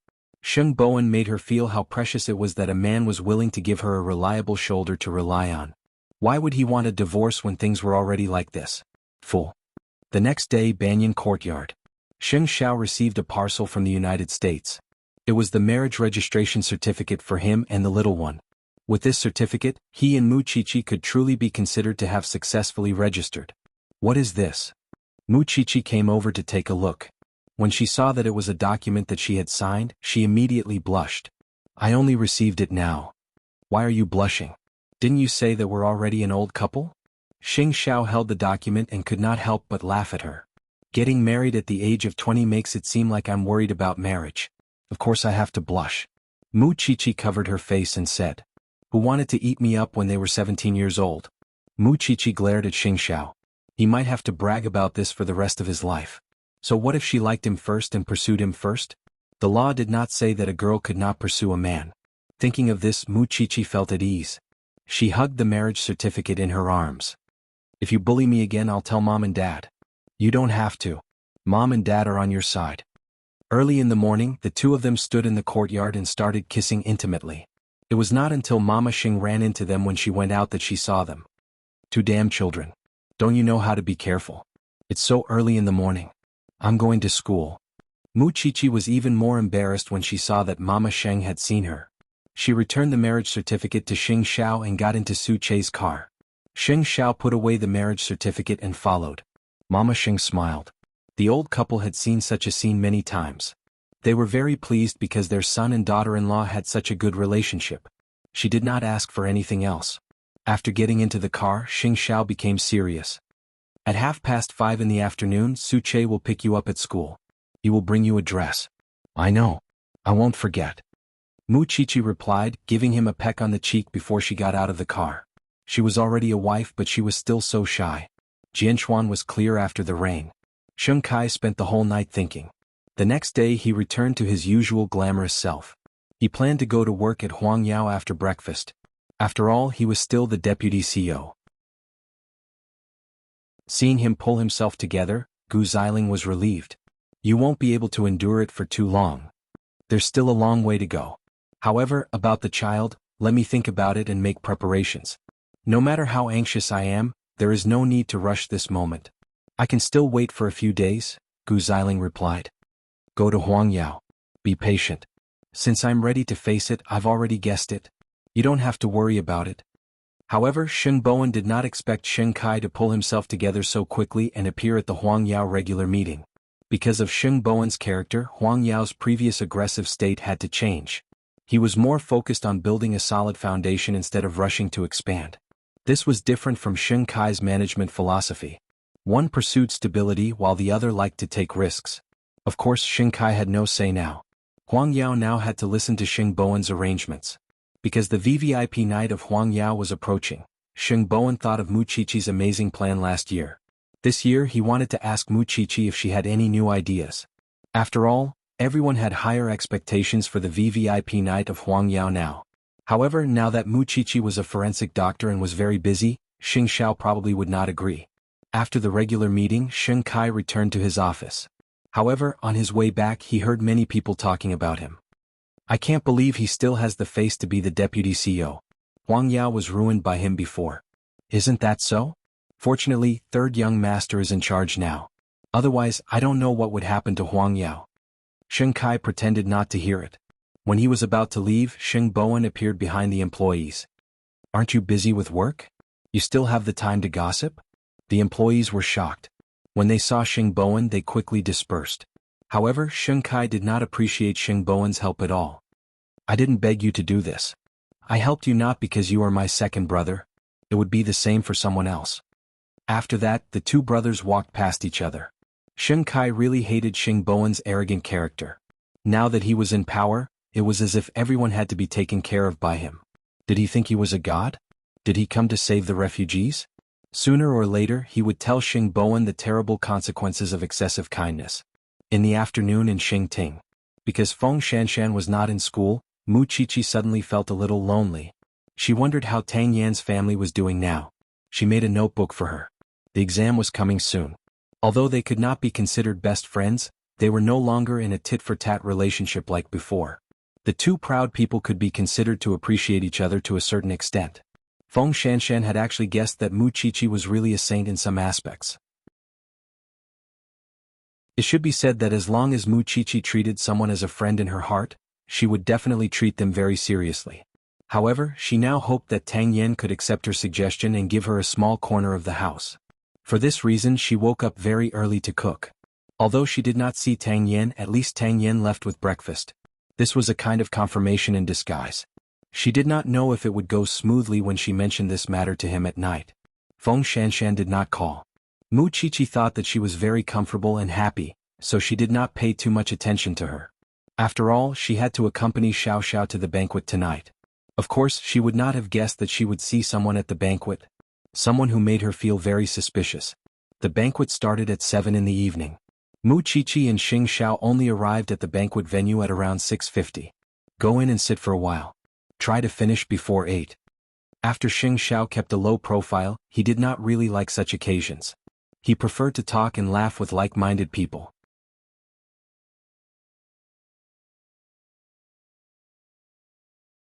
Chapter 567. After entering the banquet, the happiest thing for Mu Qiqi was seeing Xing Minglan and Jing Yun. Xing Minglan was pregnant, so she looked even softer and had the radiance of motherhood all over her body. It was really not easy. Thinking about how difficult it was for the two of them to be together, Jing Yun was going to be a father in the blink of an eye. Xiao Qi. In fact, Xing Minglan felt that Mu Qiqi had changed a lot. She had seen this girl on TV most of the time except when Jing Yun went to Zhongting to negotiate. She seemed to be able to surprise people every time. Why are you so far away from me? I stay with corpses all day. I'm really afraid that I'll affect you, Mu Qiqi said to Xing Minglan. Isn't there a similar saying? It's better for a pregnant woman to stay close to a blessed man. Are you not lucky? Xing Minglan glared at her. Not only are you lucky but you are also full of righteousness. Seeing that their woman had a companion, the two men looked at each other and walked among the guests. Knowing that Xing Minglan was pregnant, Xing Xiao was not in a hurry. He held a glass of champagne and clinked glasses with Jing Yun. I didn't expect you to be ahead of me in becoming a father. You have to work hard, Xiao Xing? Jing Yun said with a smile. Xing Xiao glared at him. He knew that the little one was only 20 years old and could not have a child. Still, it fully showed how much Jing Yun was looking forward to becoming a father. Sheng Minglan saw Xing Zhao's gaze through the crowd and said to Mu Qiqi, "It seems that eighth brother is very envious." Mu Qiqi did not understand. Sheng Minglan stroked her belly. The hint was obvious. Mu Qiqi blushed. "It's still too early for us. That's why I said that eighth brother is envious. We will have one too. It's just a matter of time." Just thinking about it, Sheng Minglan felt that if Mu Qiqi could have a child one day, she would definitely be the darling of the Sheng and Shen families. Then she thought of eighth brother's face that showed off everywhere after having a child. She could not help but laugh. "What's wrong?" "It's nothing." Mu Qiqi turned around and was about to say that she should go to the buffet area to get some food. She could not let a pregnant woman starve. But when she passed by the red wine area, she saw a man in a dark green suit. He had a very typical O-shaped leg, and his figure was very similar to the man who went to Xinqing's house in the photo taken by the paparazzi. Sheng Minglan noticed her expression and asked, "What's wrong?" "That man just now." Mu Qiqi beckoned to Xing Xiao who was nearby. Soon her man came to her. "What? Xiao Xiao, do you know that man?" Mu Qiqi asked, pointing at the man in the red wine section. "The person in charge of Huayu Xialin. He's Xiangxing's brother," said Xing Xiao. "What? Is it related to your case?" The police had interrogated Xiangxing, but they didn't get anything out of him. Moreover, his brother was overseas at that time, so they didn't pay much attention to Xialin.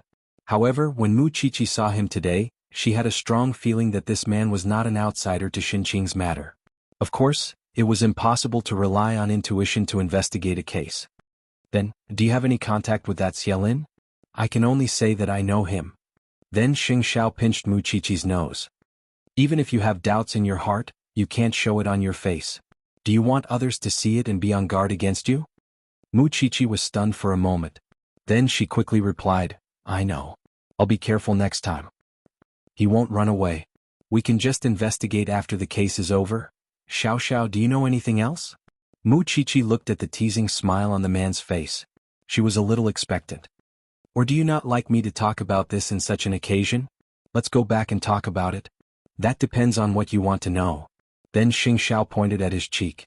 It was obvious that he was hinting at something. Mu Qiqi leaned forward and kissed him. Only then did she ask with a clear conscience, "I want to know if he knows martial arts or, I don't know anything else. I only know that he is good at golf and baseball. I've met him a few times." "Baseball?" Mu Qiqi suddenly thought of Xinqing's injury. "Are you here to attend a party or to investigate a case?" Sheng Minglan couldn't help asking her. "You're already so serious now. What will happen in the future?"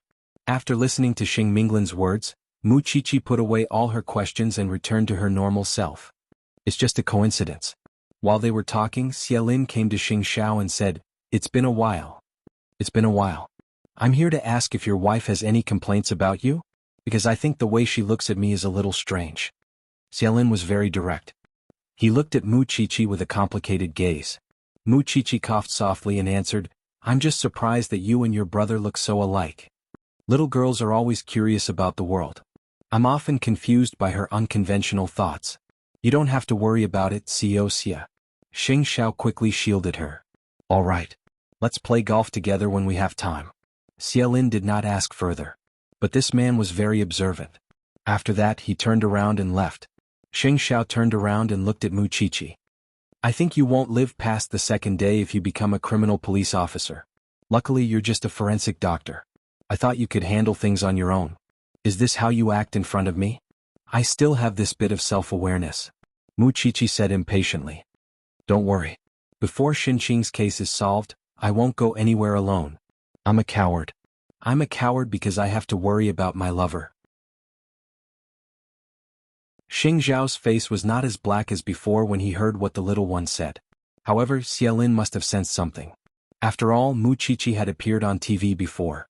In order not to leave her doubts to the next day, Mu Qiqi called the professor after the party ended. Xiangxing's brother, Xialin, also has O-shaped legs. He also plays baseball and golf. "The people from the police station are investigating this person's social relations," said the professor. "Because Tang Yin found a detail in the paparazzi's photo. There is a scar on this person's neck. Xiangxing doesn't have that scar." "How cunning." He deliberately covered it up from every angle. Tang Yen used a magnifying glass to look at it for a long time before he found that. You're tuning in to the Han Li's Wuxia Chronicles YouTube channel. We're so grateful for your support, and don't forget to subscribe to join us on this incredible journey through captivating stories. Your generosity through donations truly makes a world of difference, as it's the primary source of revenue that allows me to expand and enhance this channel for you. Thank you from the bottom of my heart for being a part of this adventure.